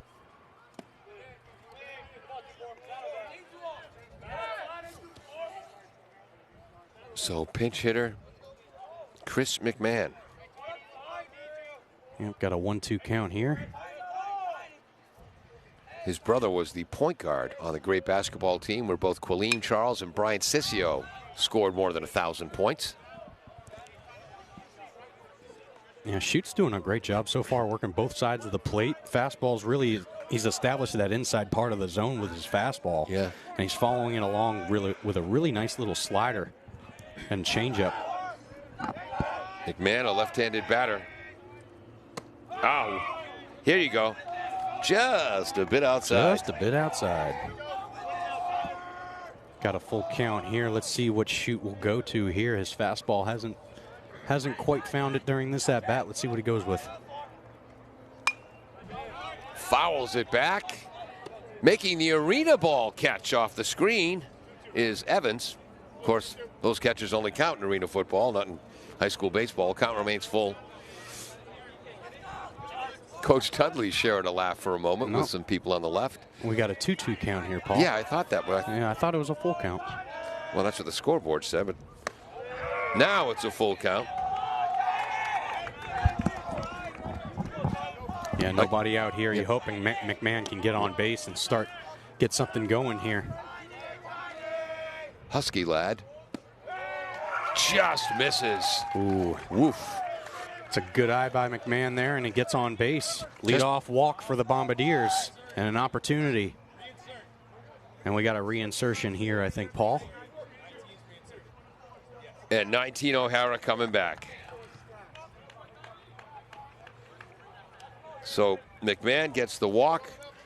And again, if they had re-entry rules when I played high school baseball, my God, I would have been pinch running every game. Oh, I can imagine. Well, I did get 2 at-bats. When I played high school ball, we were allowed to have a designated runner for the pitcher or the catcher. Yeah. No. Well, both, actually. Yeah. Squaring to bunt, letting it go. Oh, no, way off first base. Avoids the tag, and he's called out of the baseline as the pitch to Brady Irwin was way wicked high. He could not bunt it. Way off first base was O'Hara. The catch. Oh, go ahead. I wonder if that was a bunt and steal action Yes, there. it was. And he wasn't able to get it down. And Evans fired down to first base, and it wasn't close. 2-0 to O'Hara, to Brady Irwin. So that's 2-3 caught stealing. Wow. Inside corner, 2 balls, 1 strike. And again, it's high school ball. You don't want to be critical of high school athletes, but that was more than a little mistake, Ryan. I think Irwin may want that pitch back. That was a prime pitch to hit.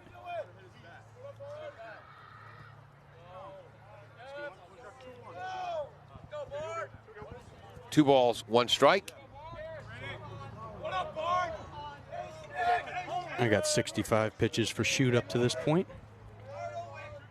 4 strikeouts, 2 walks, and those 4 strikeouts were in a row, all looking. Foul tip out of the mitt of Evans to the backstop. Joey Castro, the catcher, helping out his fellow catcher, pouncing on that foul ball. 2-2. Shoot with a solid changeup there, able to get Irwin out in front. High. There's that slider. Now he's got a full count. You got to be thinking fastball here for Brady Irwin. Fastball. There it was. Fouled off to the right to stay alive. Count remains full. You're better at identifying the pitches than I am. Well, when you pitched your entire life, you kind of have a tendency for it, I guess you could say. Yes. As opposed to me, who looked for walks most of my life in baseball. Fouls that off to the right. It's back. Out of play. Count remains full. Now, if Irwin is any part of a baseball player as he was a basketball player, he is not going to go down easy on this at-bat. Still a full count, and this is the 8th pitch of the at-bat. Wow. So he will not go down easy. Boy, you wonder if Shoot threw that first pitch high on purpose when Irwin squared to bunt. Because as you said, it was a bunt and steal. And they caught O'Hara way off the bag. Yeah, we never really did too many bunt and steals. A lot of hit and runs. Yeah. But not too many bunt and steals. Swing and a miss and a high heater. I might have jinxed him there. He chases the high fastball there, but a great job by Shoot there, able to climb the ladder and get Brady to chase on his 70th pitch. Wow. 5th strikeout. Head coach Steve Dunley coaches third base. Coach Pagano coaches first base. Again, players did that in my day. Ball 1 inside high to the number 9 hitting senior catcher Joey Castro. Reached on a walk with 2 outs and then was driven home by Aiden Landers, base hit to right field. Called strike. 1-1. 3-1 Shamrocks, top of the 5th. Yeah, Attleboro's got to find some sort of groove offensively. They're struggling to get anyone on base and get any threats going. Okay. 1-2. Quite the generous strike call there. Wow. Whoa. 1-2. Breaking ball. That's a strike. Strike 3. That's a strike. So he has 6 strikeouts now, 5 of them looking for Andrew Shoot. And the Bombardiers will be at the top of the order, but they only have 6 outs left to catch up. They were behind Seekonk last night, 5-0. Rallied, but lost 7-6. Ryan, thoughts, stories, anecdotes? I mean, that second strike was a little bit questionable, and then that slider sneaks in for strike 3. Castro definitely upset with that second strike call, but on that third strike, he has to swing the bat on that one. And Attleboro, hopefully Dunley can keep it here. Through 5 rotations of Attleboro's batting order, Andrew Shoot, the sophomore, is throwing a 1-hitter. We'll be right back. Bristol Glass, 110 North Main Street in Attleboro, has supported local high school sports for many years. Bristol Glass has been chosen for glass replacement projects for home and business for over 60 years. From shower doors to auto glass and mirror replacement, Bristol Glass is ready to do the job. They accept most insurance plans and serve several communities around the Attleboro area. They're open weekdays from 8 a.m. to 4:30 p.m. You can contact them at 508-222-5810 and on the web at bristolglass.com.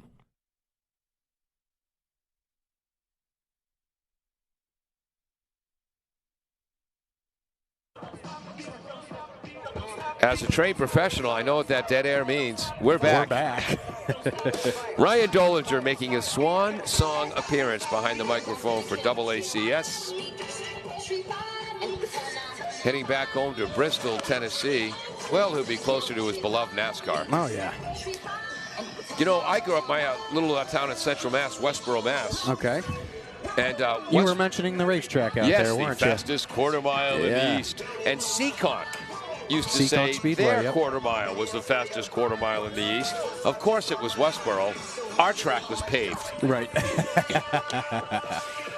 But only went there twice in my life. Was never a car racing guy. And once for a demolition derby. Right. Demo derbies. But you went to... Those are fun to watch. Oh, Saturday night in Westboro, you grew up and you just went to sleep on Saturday nights. Yeah, when Bristol Motor Speedway and NASCAR comes into town, the last great Coliseum in Bristol, Tennessee. Wow. You can hear those race cars from 30 miles away. And you could fit Westboro Speedway inside the Bristol track. They closed it long ago. Now Speedway Plaza. When I was playing youth hockey in second grade, the parents built a hockey rink in the parking lot of Westboro Speedway. You got 2, 3, 4 up here for Feehan. Randon May. Oh, first pitch swinging. Base hit into center field. That's his second hit of the game. He has 2 of Feehan's 3 base hits. He had a base hit to left center in the first, walked in the second, starts off the bottom of the 5th with a rope into center field. Yep, and 75 pitches now for Dunley.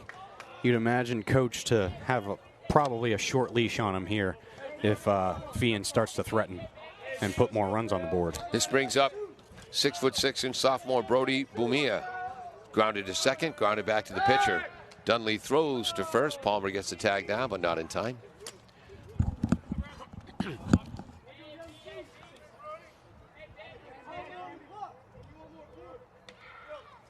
Up high, ball 1. The philosophy of paying attention to the runner on first, Ryan. I know you've got to keep him close, but at times the runner becomes more the object of your focus than the batter. Yeah, especially when you have a fast runner on first base, it's always in the back of your mind, but you always have to focus on the batter at hand and pitch to contact in those situations. Hopefully get a ground ball double play. Ball low, 2-0 to Bamilla. He's gone high and low. Again, base running was the only thing I was really good at in baseball, and I would love it when I would get extra attention from the pitcher. Dunley's thrown over 3 times, and again, May, the junior second baseman, hitting .387 on the year. Just looks fast, doesn't he? Oh, yeah. That's a strike. Called strike. 2 balls, 1 strike. Yeah, Dunley doing a great job kind of mixing up his looks. He's done 3 pickover attempts to this point, keeping him honest. Up in the zone, lofted to short, left center field. Will that fall in? It does! A bloop signal to left, only getting to second base was May. Boy, Kolseski started after that ball, then stopped, and then realized, O'Hara, the left fielder, is not going to get there. Yeah, O'Hara kind of slowed down on that ball. I think he might have lost it there in the lights or in the dark. We got a clear sky here. He might have lost it there, but he kind of slowed down on that ball. Looked like he could have gotten to it if he actually picked it up. So 4 hits now for Feehan. Number 4 batter is up, first baseman Ryan Eldridge, hitting .311 on the year. He struck out swinging and walked, heading to Bridgeton Academy. You can hear the bench. Ryan Eldridge, shot up the middle, base hit. May hits third, coming home.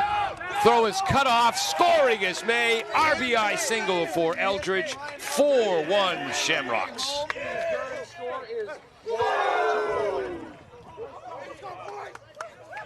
Wow. Yeah, Dunley unable to get an out here. He's still got a runner on first and second, and looks like Coach/Dad is going to come take him out of the game here. That was an absolute bullet. And again, first pitch swinging for the base hit was May. On the fourth pitch of the at-bat, Bomilla had the bloop hit, and then Ryan Eldridge a rocket up the middle for an RBI.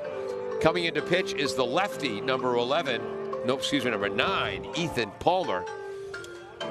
Ethan is a junior, and while he's warming up, we'll take a break. Bottom of the 5th inning, nobody out for Feehan, runners on first and second.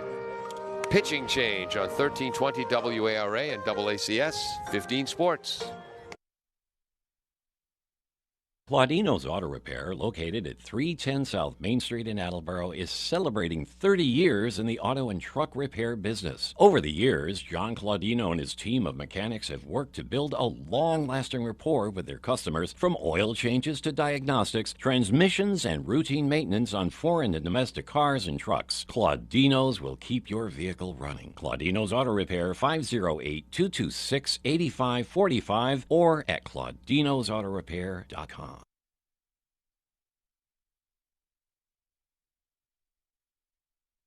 W.H. Riley is here for your home or business needs this summer. They're a family-run business that always welcomes new customers. They offer air conditioning, generator, and home appliance installation with 24-hour emergency service. For more details, you can contact them at 508-699-4651 or on the web at whriley.com. W.H. Riley & Son, 35 Chestnut Street, North Attleboro, a company Greater Attleboro residents have called on since 1873.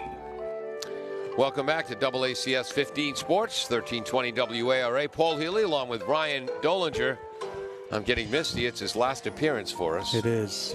Peter Bray, who deserves combat pay for climbing over all the piles of dirt and construction equipment to set up our backstop camera. Little overlooked thing on that play. Hard base hit by Eldridge to center field. May scores from second.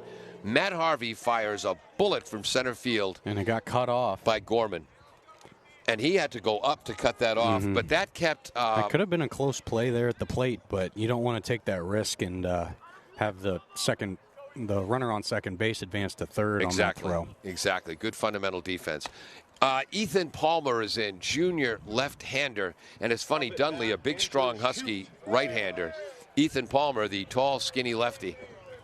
Yeah, at least watching his warm-ups, he's got a pretty sharp slider.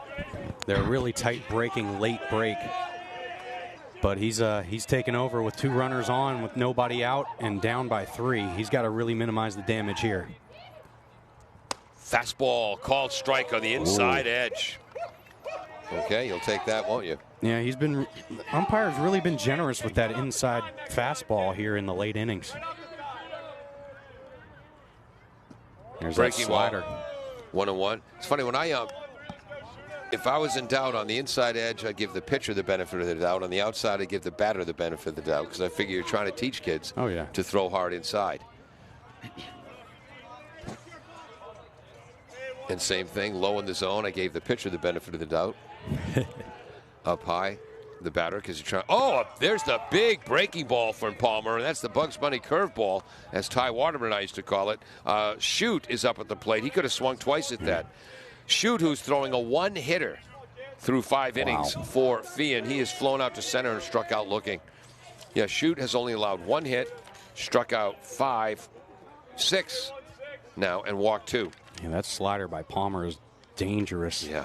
Devastating. It started right at the middle of the plate, goes right to his back heel for that swing and a miss. Expect him to utilize that pitch. A strikeout would be huge for the Bombardiers here. Castro goes out to talk to his pitcher. Sorry. Trying to see if that's a pinch runner for Bomilla. There it is, that slider again. And he got him. Kept it down in the zone. Yeah, starts in that left-handed batter's box and cuts right across that outside corner. Fantastic pitch by Palmer and a great start to get that first out.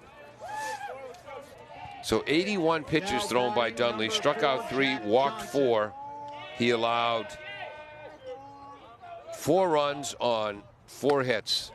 Swing and a miss to Jack Johnson, who has walked and scored and struck out looking. What kind of pitch was that? That was a slider again. Man. The skinny lefty. Low and in. 1 ball, 1 strike.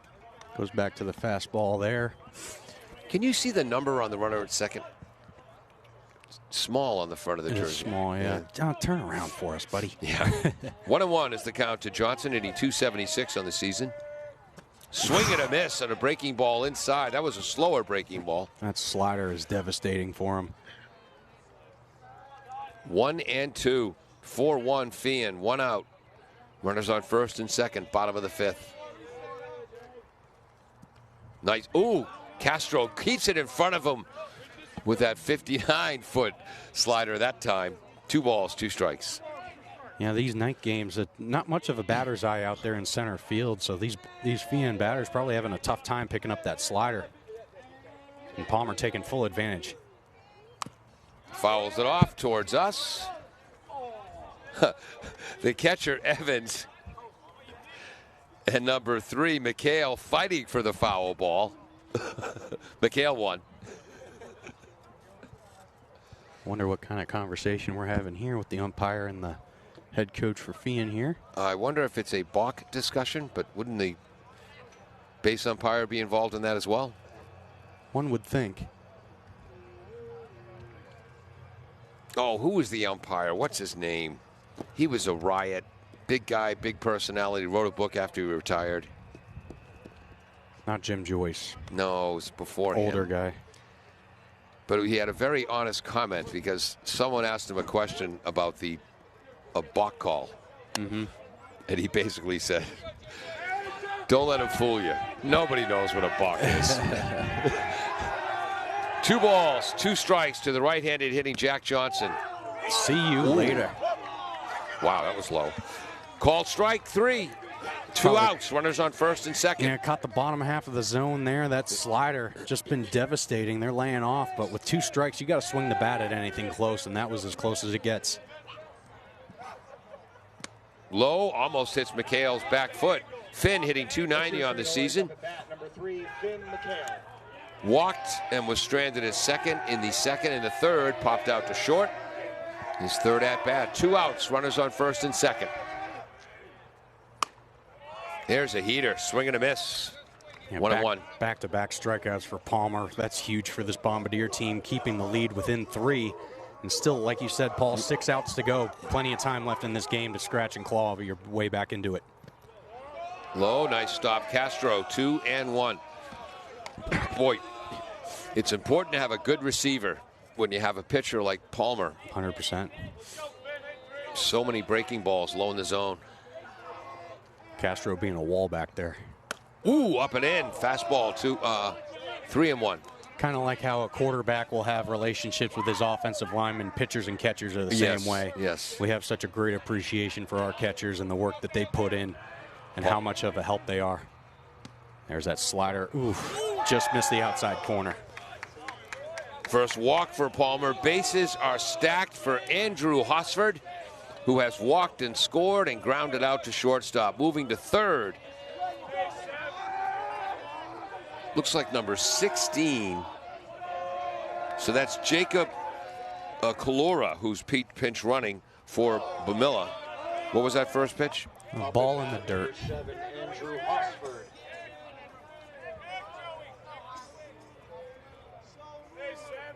So the pinch runner moves to third. Again, that's Kalura. Inside. 2-0 to Andrew Hosford. Yeah, Hosford looking for a pitch to hit here now with a 2-0 count. Hitter's advantage here. Eldridge at second, McHale at first. Breaking That ball. slider. That looked like a strike. 3-0. That started right in the middle of the plate. Went right into the inside corner. And like I said before, this umpire's been pretty courteous with the inside corner here in the later innings, Paul. But Palmer doesn't get the call there in a 3-0 count. Castro comes back behind the plate.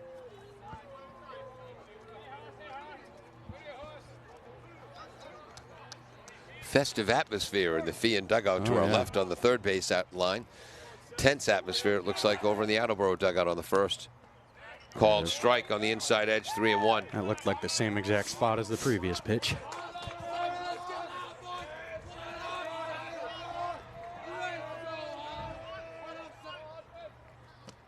Check swing, ball 4, a walk, and an RBI for Hosford. It's 5-1. Let's hear some noise. Shamrocks now up at bat, number 9. Trotting home, the pinch runner, Jacob Kalura, the junior. So 2 runs this inning, 3 in the bottom of the second. 5-1 Shamrocks. Outside to the number 9 batter, sophomore Odin Mortis. Bats left, throws right. Back-to-back 2-out walks for Palmer after starting off hot with back-to-back strikeouts. Called strike on the outside edge. Mortis. See, that's where I don't get 3 pitches ago on that inside corner when it was 2-0. Yeah. That same exact spot, and he calls it a strike. A little bit of inconsistency from behind the plate here. Mortis had a fielder's choice for an RBI in the bottom of the second. Inside, 2-1. And in the bottom of the fourth, flew out deep to right field. And great job by Huntington to hunt that ball down. 2-1 to Mortis. Nice stop. Curveball outside to the left-handed batting Mortis. Nice stop by Castro. 3-1. Palmer up to 24 pitches here in this inning.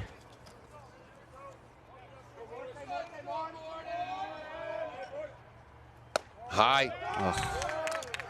And the 8 and 9 batters in the lineup have each recorded RBIs on base on balls. 7, 8, and 9 both walks.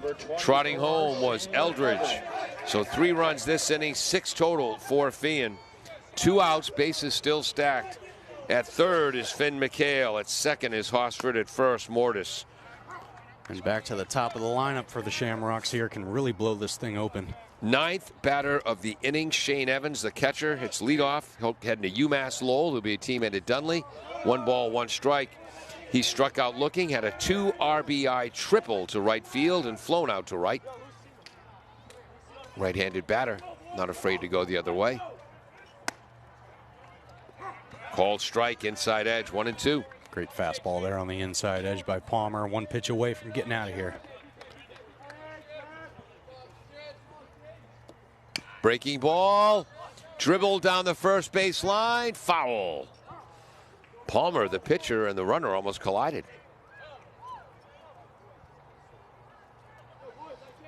And barring any base running mistakes, we will see a 30th pitch by Palmer here in this inning. Agent 5, who listens to my radio show, Pontificating with Paul and the Proletariat. Paul, you two sound great announcing tonight. Much appreciated. Agent 66? No, that's Agent 5. Oh, Agent 5. My apologies. Called and a strike 3. As once again, when the action is happening, Paul Healy tells a stupid Paul Healy story. But strike 3. And 3 strikeouts recorded by Ethan Palmer, all of them on that slider on the inside edge. Of course, he also had 3 walks that inning. Yes, sir. Yes. So for Bishop Feehan, they get 3 more runs for a total of 6, 2 more base hits for a total of 4, 3 runners left on for a total of 7 after 5 full. Feehan 6, Attleboro nothing on AACS 15 Sports. Emerald Auto Sales and Service has provided complete auto repair on all foreign and domestic vehicles since 1991. They provide Mass and Rhode Island vehicle inspections and inspections for Massachusetts commercial vehicles. Emerald Auto Sales and Service can diagnose and repair check engine light issues. They're open weekdays 8 to 5, Saturday 8 to 1. For more information, you can call 508-809-6553 or at their location on Route 1 North Attleboro, diagonally across from the Toyota dealership.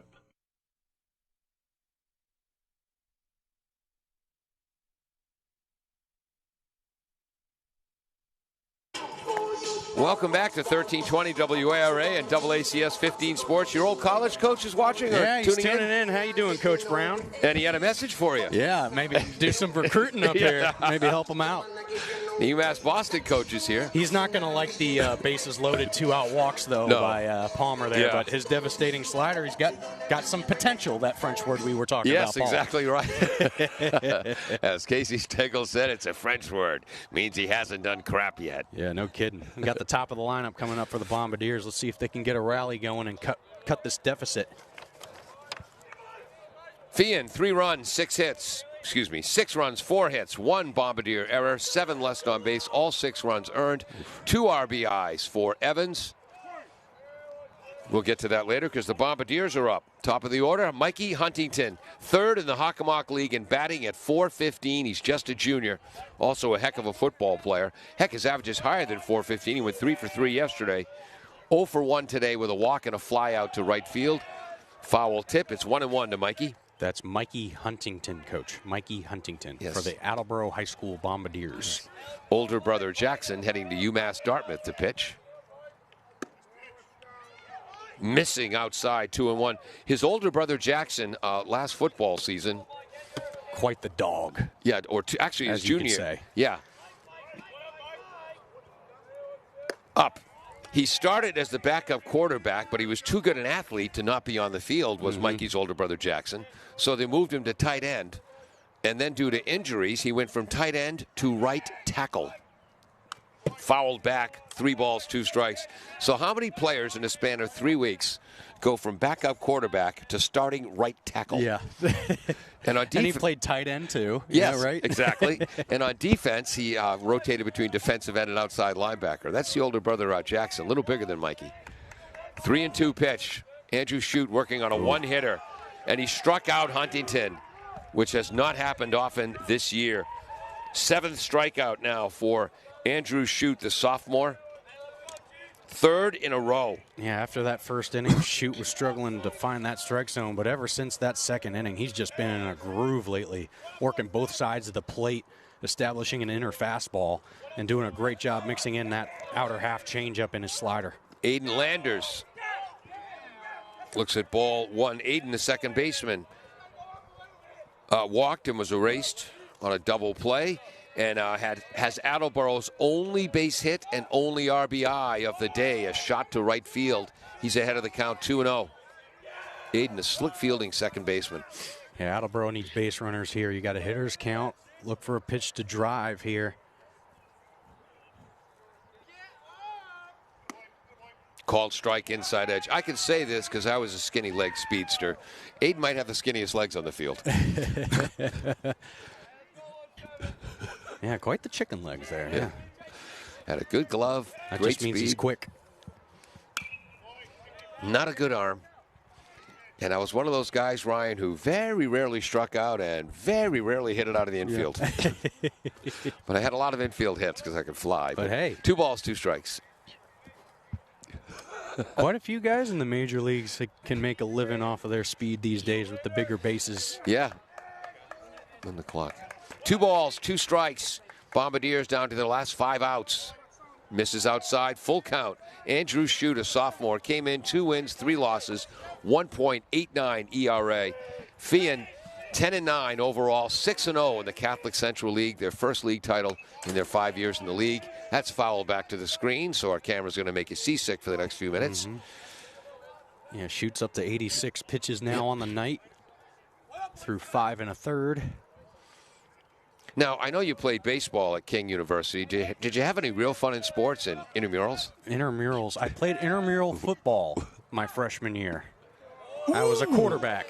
And if you're a Feehan fan saying, ooh, I get it. A walk for Landers, his second quarterback, eh? Freshmen, they had like an orientation, right, for like that first week before classes started. Yeah. And, met some RAs, and they had like a little flag football tournament. Yep. And my RA, after watching me play quarterback, was like, hey, you want to play on my intramural team? So I did that for the fall. It was a lot of fun. Brody McKenna looks at called strike 1. He's heading to Salve Regina University, one of the most beautiful campuses in New England, down near Newport, to play strong safety. Looks at strike 1. He's lined into a double play and grounded out to short. Called strike 2 to Brody, who Missed most of the football season with a shoulder injury. Came back for Thanksgiving Day, and you realized how much the Bombardiers missed him in the gridiron. He had to have 15 tackles that day. Runner is going early. Call a Balk. balk, yep. So he's going from the full windup there, it looked like there, Paul. Which is why Landers took off. Little mental mistake there by Shoot. Our base umpire, and again, usually I get the umpires' names, but with all the construction here at Feehan, it's like scaling K2 to get to and from the field. So runner on second, 1 out. Bombardiers down 6-1. Nice stop by the catcher, Evans. And again, he's heading to UMass Lowell to play baseball. Yep, Shoot up to 90 pitches now. And for Attleboro, you got a situation here for Brody McKenna. You got a runner on second with 1 out, less than 2 outs. Got to find a way to get him over. Get a base knock here and get a run in. What a job Evans has done. Hits leadoff, hitting .378. Nice stop again. 2 pitches in a row. 2-2. I know you want to get batters to chase when you're ahead 0-2. Mm-hmm. Yep. But when you miss by that much, you kind of throw your own rhythm off. Yeah, very much so. Shot to right field. Base hit for Brody McKenna. Coming around to score. Thrown to the first baseman. Big turn and another base running mistake by the Bombardiers. Another base running mistake. Landers took a big turn. Coach Dunley told him to stop because the right fielder, McHale, fielded that coming towards home plate. And the second base running mistake of the year. Ryan, that's your classic 9-2 to 5 put out. 9-2-5. Oof. Oh. 2 outs now. Base hit for Brody McKenna, just the second of the game for the Bombardiers. Second time today, and they throw it on to first. Oh, that goes into right field. McKenna goes to second base. Here comes a throw from Finn. He's safe, and that's the Shamrocks' first error of the day. And so Brody McKenna twice today has hit the ball too darn hard on the double play at the bottom of on the top of the first, and then that shot to right field. He hits that softer. He's got an RBI single. Yeah, Coach might be making a change here. Andrew Shoot up to 92 pitches. And do you give him a chance to get out of this inning, though? I think you do. He's got 2 outs here. He's earned the right to finish out and close out this inning, especially with a 5-run lead. So an RBI. No, not an RBI for McKenna. Wow. And he is going to leave the sophomore Andrew Shoot in. Again, he's allowed 1 run now. Yeah, Landers kind of jogged back to third base there. Didn't get aggressive enough. Should have slid in head first, back to third. Actually, that was 9-3 to 2 to 5. 9-3 to 2 to 5. How many times have we seen that before? So is it 9-3 to 5, wasn't it? No. Oh, you're right. You're right. 9-3 to 5. Thank you. It never got to the catcher, Evans. The ball was cut off. That's right. 2-0 to Mason Kolseski, 2-1. The outstanding shortstop. He is lined out to right field and hit a hard ground ball to Mortis at shortstop. So he's 0 for 2, counts 2-1. 32 pitches in this inning so far for Andrew Shoot, as he's up to 94 pitches overall for the night. 115 is the limit. After Cooper Johnson graduated, Coach Dunley didn't know who was going to play shortstop this year, and then Mason Kolseski transferred back to Attleboro from Bishop Hendricken, and Coach Dunley hasn't stopped smiling. 3 balls, 1 strike. Nice little slider there, just a little bit below the zone there, and a 3-1 hitter's advantage count here. You got to find a way to get on base. Fastball low in the zone. 3-hopper to the second baseman, May. May now 2 outstanding putouts. That's his second assist. And the flame is extinguished.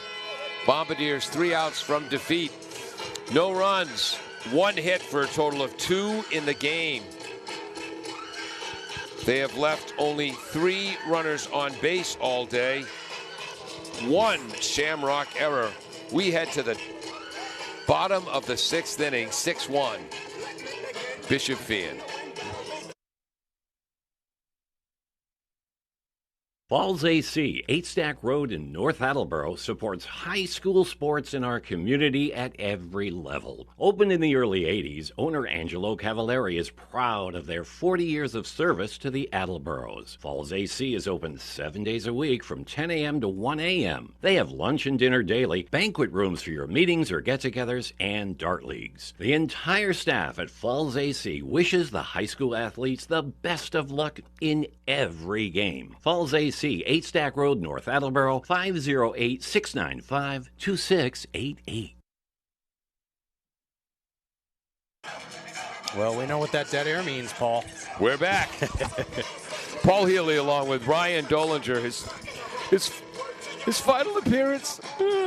Final farewell appearance. Well, unless you guys need a hand with any state tournament games you might be doing, or That's Ty Waterman's gig. It was nice Ty's enough gig. for Ty to step aside now. Yeah, it was. Ty It was. Waterman, Attleboro City Councilor, baseball historian, wrote a book. Well, I hear Attleboro softball might be hosting a state tournament game. That's and true. You and Kevin will probably I was do that say broadcast. you'll have to kill Callahan to get that gig. Well, no, I'd love to join you guys. Okay, at we have least a third for headset. Small guest appearance, maybe. All right. But Ty Waterman, Attleboro City Councilor, wrote a book on the 1918 Boston Red Sox, the championship year. You can get that at Amazon. Played at Valley Regional on the South Shore of Connecticut. The good news is his senior year in high school, he led his team in hitting. The bad news is it was a .268 average. Yikes. Hey, come on, wooden bats those days, you know. Yeah. 6-1 Feehan, they're up in the bottom of the sixth. Randon May, the second baseman, who's been everywhere defensively today. 2-0 now to him. He base hit to left field in the first inning, walked in the second, had a base hit to center field, and scored the fourth of Feehan's 6 runs in the bottom of the fifth. 2-0. Oh, well, did it hit him? I guess it hit him. Guess it was a hit by pitch there. Okay. All right. I think we both missed that, Paul. Palmer from the stretch. Palmer's got a lot of lefties do, but he's got a very good move. Curveball strike to the number 3 hitter, Brody Bamilla, who's grounded to second, grounded back to the pitcher, and had a bloop base hit to left center field for a base hit and RBI. No base hit. 0-1? Yeah, 1-1. 1-1, yep. 1-1 count here. Looks like Attleboro's got a righty warming up in the pen. There's the pickoff move.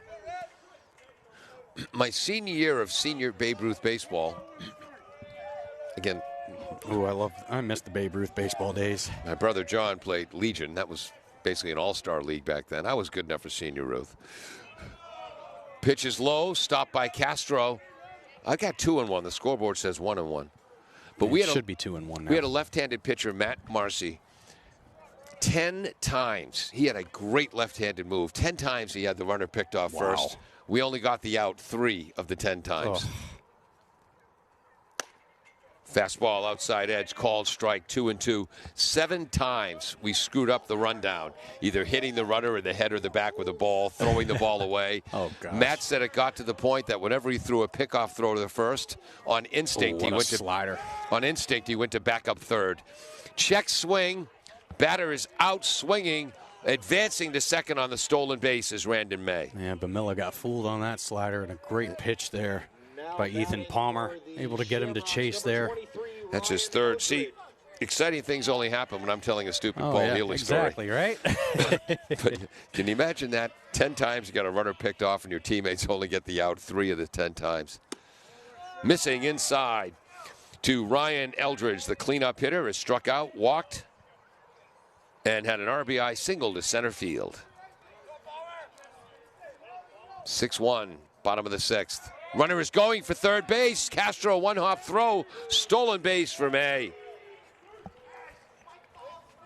Yeah, great job by May there, able to go right on the first movement from Palmer, and he reads slider right in the dirt. A perfect pitch to steal third on and try and extend this lead. Now they got a runner on third with less than 2 outs.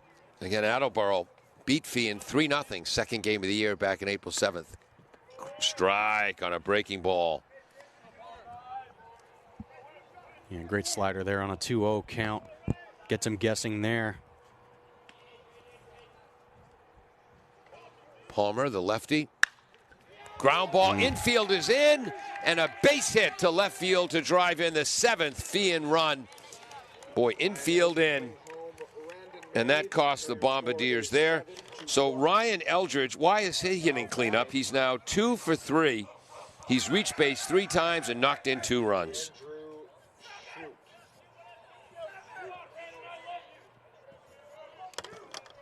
Yeah, two for 3 with a walk.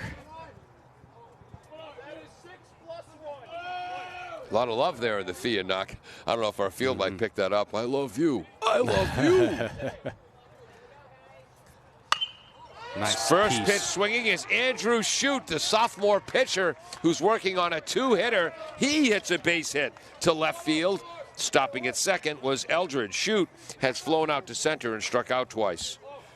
Yeah, solid piece of hitting there. And going back to Palmer's last slider there, that gave up the RBI. Yep. You got to throw. You're throwing back-to-back sliders there. That first slider on a 2-0 count to get that strike across, and then he throws the same exact slider in the same exact spot. Yep. And Shute was ready for that one for sure. Say goodnight to Leo Johnson, public address announcer for Attleboro football games. Take As care, he Leo. plays the balance beam on the construction site here behind us. Fans aren't allowed where we're sitting because, well, it's under construction. This is Jackson Huntington, Mikey's older brother, coming in. And again, Jackson pitched in relief yesterday, if I don't recall. Against Seekonk in that 7-6 loss. We'll be right back. Well, you know what? We're going to keep it right here. Feehan has runners on first and second, 1 out. It's the bottom of the 6th. They now lead 7-1. They have 7 runs on just 6 hits. Attleboro, though, has issued 5 walks, and as Casey Stengel said all those years ago, walks will kill you. Yeah. Mike heading to UMass Dartmouth to pitch. And again, he has played oodles of positions on the football field. Quarterback, tight end, right tackle, linebacker, and defensive end. I think I don't have to keep up with balls and strikes anymore for the pitching. Just keep the pitch counter going. Outstanding paperwork there, though, Ryan. Oh, yeah, just little columns and, you know, a handwritten Excel spreadsheet, if you may. Yes. Yeah. Because you didn't have time to print out an Excel spreadsheet at work. Right. I was off work today, but... Ryan, during our basketball season, developed a shooting chart that even I could understand. Oh, yeah. Yeah, to keep nice track of field goal possession. Yeah, field goal percentage and 3-pointers, and I think free throws and turnovers. I think that's what I did. In his warm-ups, Jackson has certainly kept the ball low in the zone. Oh, for sure. Talking to Coach Dunley before the game, Jackson's had a couple lulls this season, and he's also had a couple of stretches where he's been unhittable. 7-1, bottom of the 6th. This game started at 7:07. It's now 8:54. This is number 32. Andrew Orfanos. Andrew Orfanos, a sophomore. And hitting in the Jack Johnson spot in the lineup. Looks at called. Strike 1 from Huntington. That had a little something on it. And 32 pinch hitter.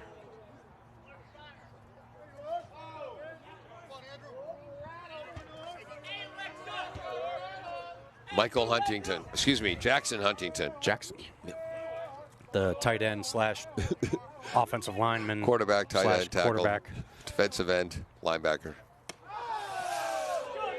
Just a bit high. 1-1.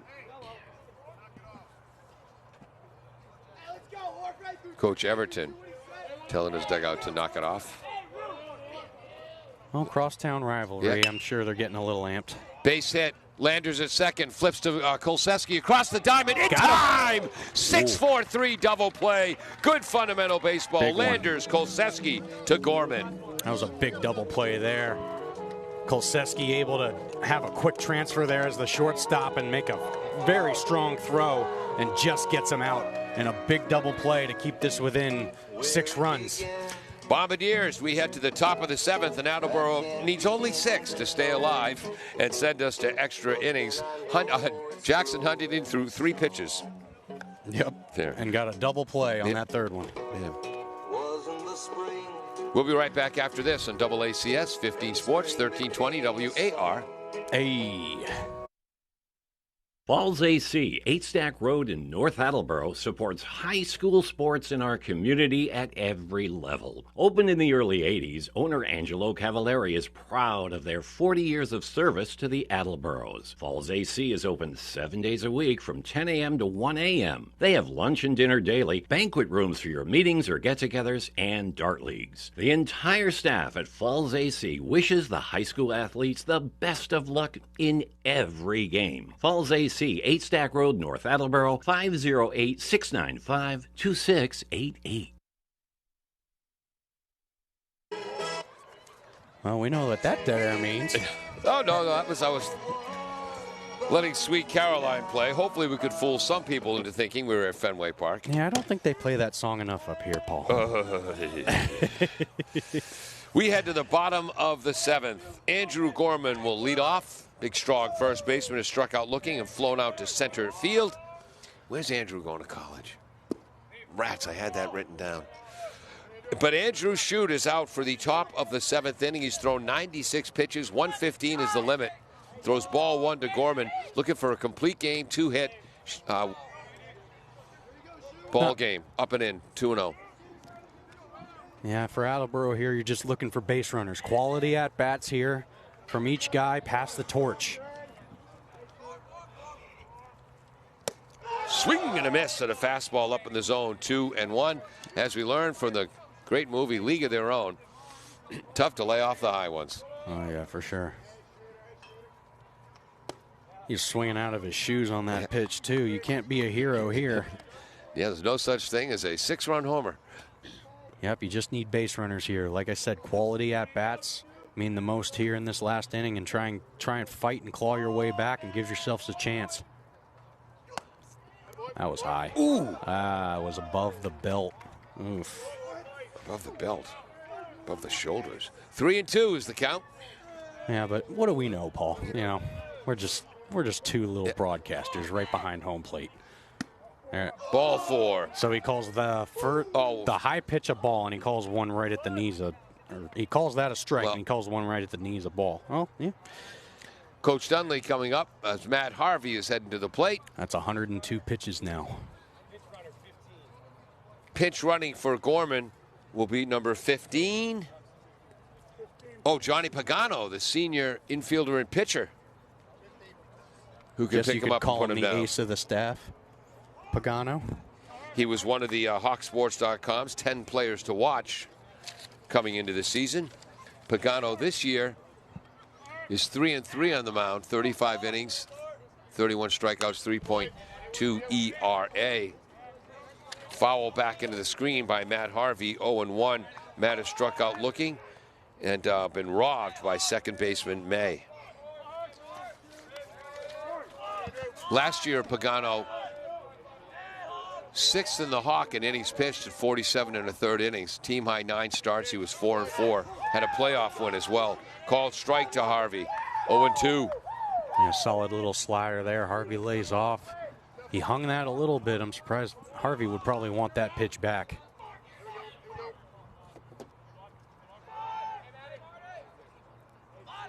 Harvey 0 for 2 on the night.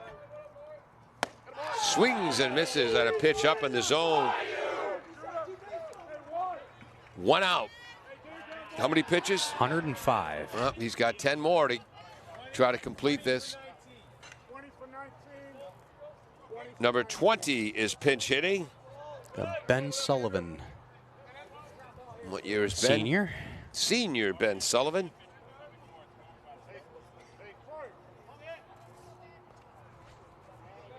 One out, one on. 7-1 Shamrocks, top of the 7th. Ball up and in. Whoa. Whoa, called strike. All right. Should let the umpire call it before I do. Well, leave the mistakes to the umpires tonight, Paul. Yeah, I've made enough myself. Tough job. 1 ball, 1 strike. One pitcher warming up for Feehan down in their dugout. I can see it's a single digit. It's 6. Gossi. Swing and a miss by Shoot. Shoot's pumped up. He wants the complete game. 1 ball, 2 strikes. Yeah, he sure does. Up to 108. Just a sophomore. Think your mom's Lynn is still hanging in with us? I wonder. It's 9 o'clock, so it's right around her bedtime. Misses outside. 2 balls, 2 strikes. Well, Mom, if you're still tuning in, shoot me a text. And if you're not listening, let us know. Yeah. Sophomore righty.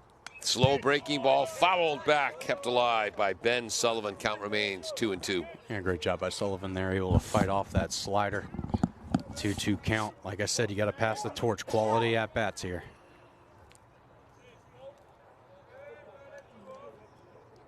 Taking his time. Pitch selection comes from the dugout to the catcher to the pitcher. Little extra something. Throws down to first. Yes, he got the tag on the waist, but the hands were in by then. Count is full, 3-2. Yeah, close. It looks like he had trouble putting his hand down on the base there. Oh, wow. Made it a pretty close call. I don't think the base umpire saw his hand removed from the base. Tough angle from the middle of the infield. Oh, yeah. And he hits him with a pitch. And suddenly the Bombardiers have 2 on, 1 out, and here comes Coach Everton. And I think that'll be it for Andrew Shute. Yeah, he's up to 112 pitches. It's his second hit batter tonight. Probably say if he got the out there, he'd probably keep him out there to try and finish the game. But at this point, you have no other choice. 112. And Great give Andrew Shute a hand.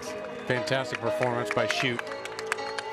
Struggled a little bit in that first inning to find the strike zone, but ever since then, only gave up, 2 hits the entire game? Exactly right. Unbelievable performance by him. And 112 pitches. Get him some ice. Yeah.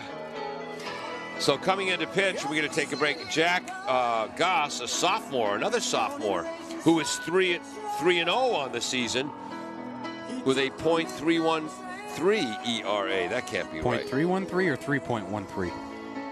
It says .313. Oh. Wow. All right, we'll be back for what might be the exciting conclusion of this game on 1320 WARA and AACS 15 Sports. Falls AC, 8 Stack Road in North Attleboro, supports high school sports in our community at every level. Opened in the early 80s, owner Angelo Cavallari is proud of their 40 years of service to the Attleboros. Falls AC is open 7 days a week from 10 a.m. to 1 a.m. They have lunch and dinner daily, banquet rooms for your meetings or get-togethers, and dart leagues. The entire staff at Falls AC wishes the high school athletes the best of luck in every game. Falls AC, 8 Stack Road, North Attleboro, 508-695-2688.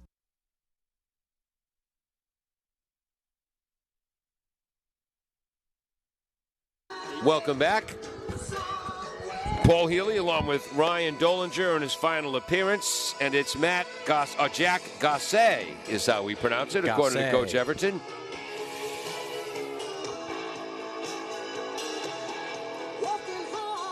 Eight strikeouts for Andrew Shute on the night. And 2 walks, 2 hit by pitch. 6 1/3, 8 Ks, 1 earned. So his ERA of 1.89 will drop lower. Again, this is the last regular season game for both clubs. Attleboro ranked 24th in Division I. Feehan ranked 28th. They'll both probably be on the road for their first playoff game.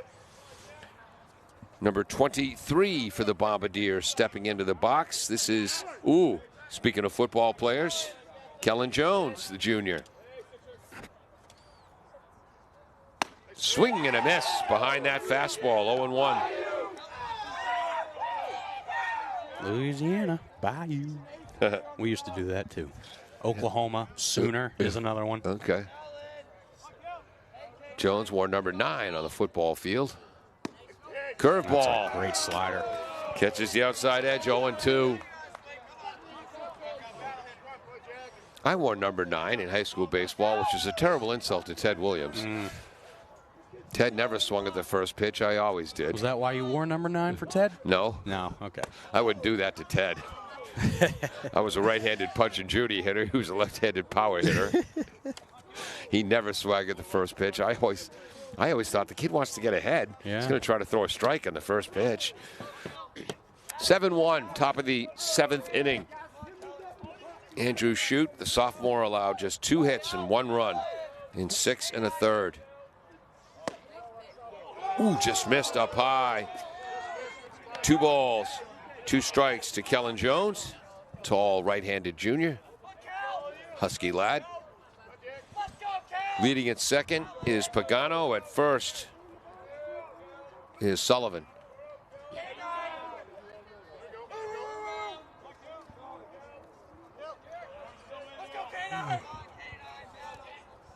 Well, getting a little tired there, Paul, huh? Yeah, it was young. Swing and a miss and a pitch up in the zone. Strike 3. Gasse comes in with a strikeout. So this game started at 7:07. It's now 9:07. Bombardiers down to their last out. It's number 18, the senior catcher Joey Castro. He's walked and scored the Bombardiers' only run and struck out looking. In the bottom of the 5th, here we are, the bottom of the 7th. Fouled off to the right. You know, Gasse throws the ball harder than his body type would seem to allow. Man. Which says to me, leg drive. Yeah, works on that lower half. Great rotation. He stays closed. Great mechanics for this kid. And he's a senior, isn't he? No, sophomore. Sophomore. All sophomore. Both sophomores pitching today for Feehan. Right, Coach Brown. Jack Gassey, Bishop Feehan High School. Inside, Gasse wanted that. 1 ball, 1 strike. Sounds French, Gasse. Gasse. Has a certain elan, that je ne sais quoi, as you were.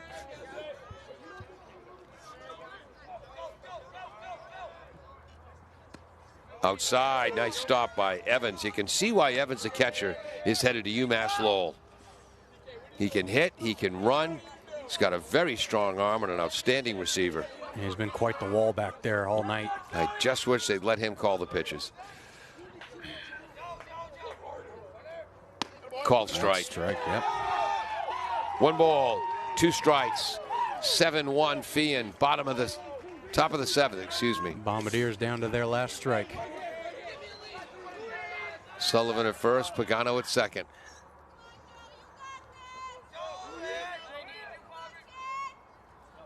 Fastball pops straight up. Evans calls off the pitch. Oh, that's going to be interference. He's out. Yes, and that's the right call. Joey Castro ran into the catcher, Evans, who was trying to make the catch. Could have avoided contact, made no effort to. That's an outstanding call.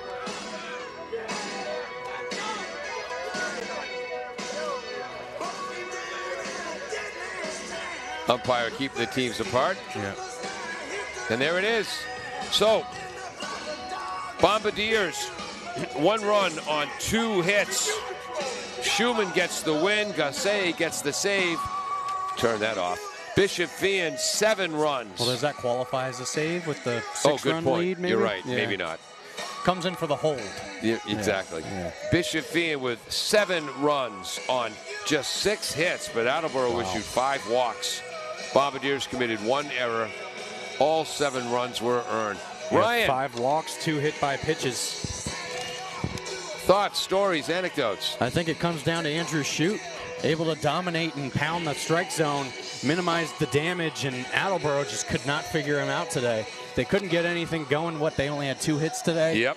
So couldn't get the offense going. They kind of were quiet after a game against a very great team in Seekonk yesterday, losing 7-6. Yeah. You know, maybe the bats kind of went cold today on back-to-back, on a second game of a back-to-back.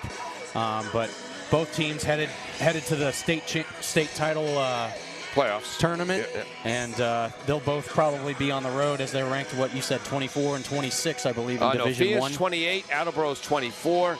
Seacock is in a lower division, but they're 16 and 3 on the season. Right. But great job by Andrew Shute. You see Coach Everton and Coach Dunley, the Feehan coach and Attleboro coach. Obviously, they have a good relationship. Oh, yeah. 6 1/3 innings for him, 8 strikeouts. I believe only, 2 walks, if I'm not mistaken. Yep, that's what I got. Yep, 2 walks and 6 1/3, 8 Ks, only 1 earned on 2 hits. Fantastic performance, and Feehan's got quite a bit of momentum heading into the state tournament. They win their last 2 regular season games. Bombardiers dropped their last 2, so Attleboro is now 9 and 11 overall, 7 and 9 in the Hockomock League. Bombardiers have scored 73 runs on the season and allowed 73 runs on the season. Right on even. Wow. I'm Paul Healy. Ryan Dolinger, who's been such an addition, such a gift to our broadcast here at AACS and 1320 WARA. Yeah, and such now, an folks, he's running out on us. Yep. Such an honor and a privilege to call games with you on a variety of different sports this season, Paul. Yep. And it's a lifelong friendship, I think, that we'll have for the rest of our lives. And we'll stay in touch. And you're going to have to send me some recruiting. Oh, and yes. some players and things like that. And we'll see what's going on. You're a New England King University recruiting coordinator? There you go. Yep. Maybe start a new map. All right. I'm Paul Healy. He is Ryan Dolinger. Peter Bray, who deserves combat pay for setting up all this equipment in a combat construction zone. Dave Angel, part of the staff as well. Jim Jones, the engineer in charge. The most important part of the equation, you, the fans. Thank you for watching on AACS 15 Sports and 1320 WARA. Nailed the dramatic pause. Take care, folks. Bristol Glass, 110 North Main Street in Attleboro, has supported local high school sports for many years. Bristol Glass has been chosen for glass replacement projects for home and business for over 60 years. From shower doors to auto glass and mirror replacement, Bristol Glass is ready to do the job. They accept most insurance plans and serve several communities around the Attleboro area. They're open weekdays from 8 a.m. to 4:30 p.m. You can contact them at 508-222-5810 and on the web at bristolglass.com.